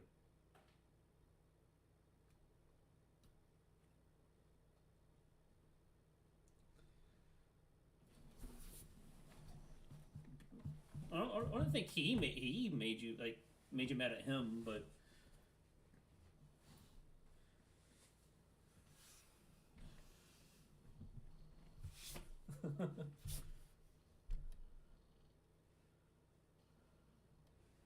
well, no, he's not saying he's charging you. He's saying that he will reward you.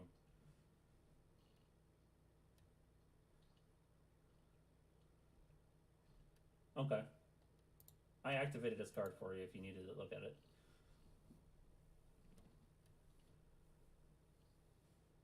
But we can do that next time if you want, because it is getting pretty late and Ben has to go. So, yeah, we'll end it there for the night. Next, we need to have Stella shake his hand. What? She's just glaring. The lady of the forest goes over and turns and says, please.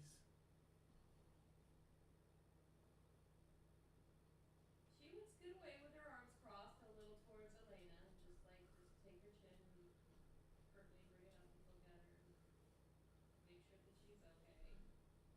She shakes her head.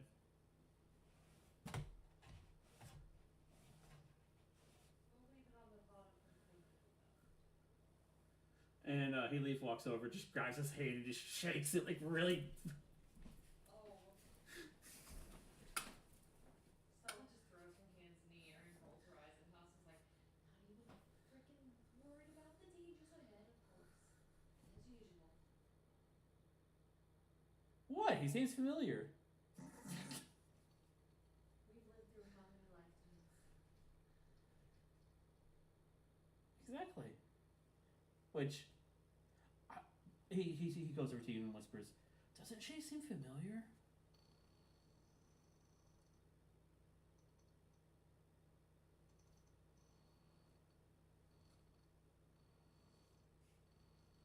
Jess, did you hear me? Say it again, sorry. Doesn't she seem familiar? He whispers to you. We've seen 15 million faces in one lifetime.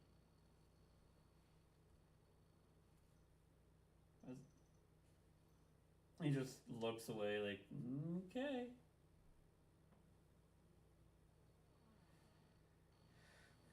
No, she's not what you think, Nelson. That comes later. All right, thank you for tuning in to the Evermore Chronicles. Visit us next time. Have a nice night.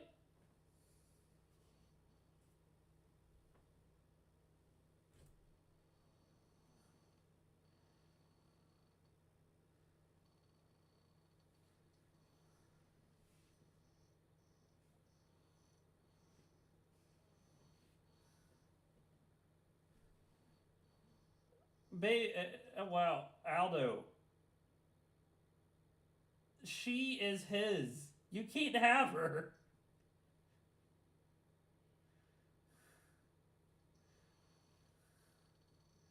Now, guys, shh. Kevin, what were you saying?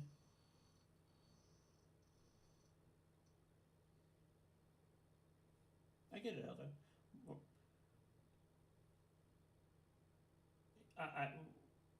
We get it. What were you saying, Kevin?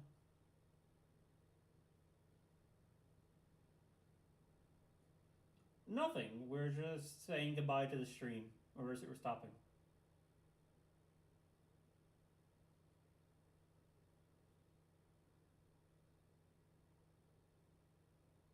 Basically, they're trying to convince me that she's familiar to me, but Stella is always the type to be weary.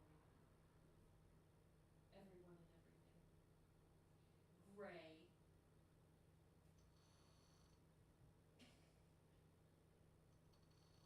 All right. Good night. Good night. Don't let the Cthulhu bite. Good night, Mariella.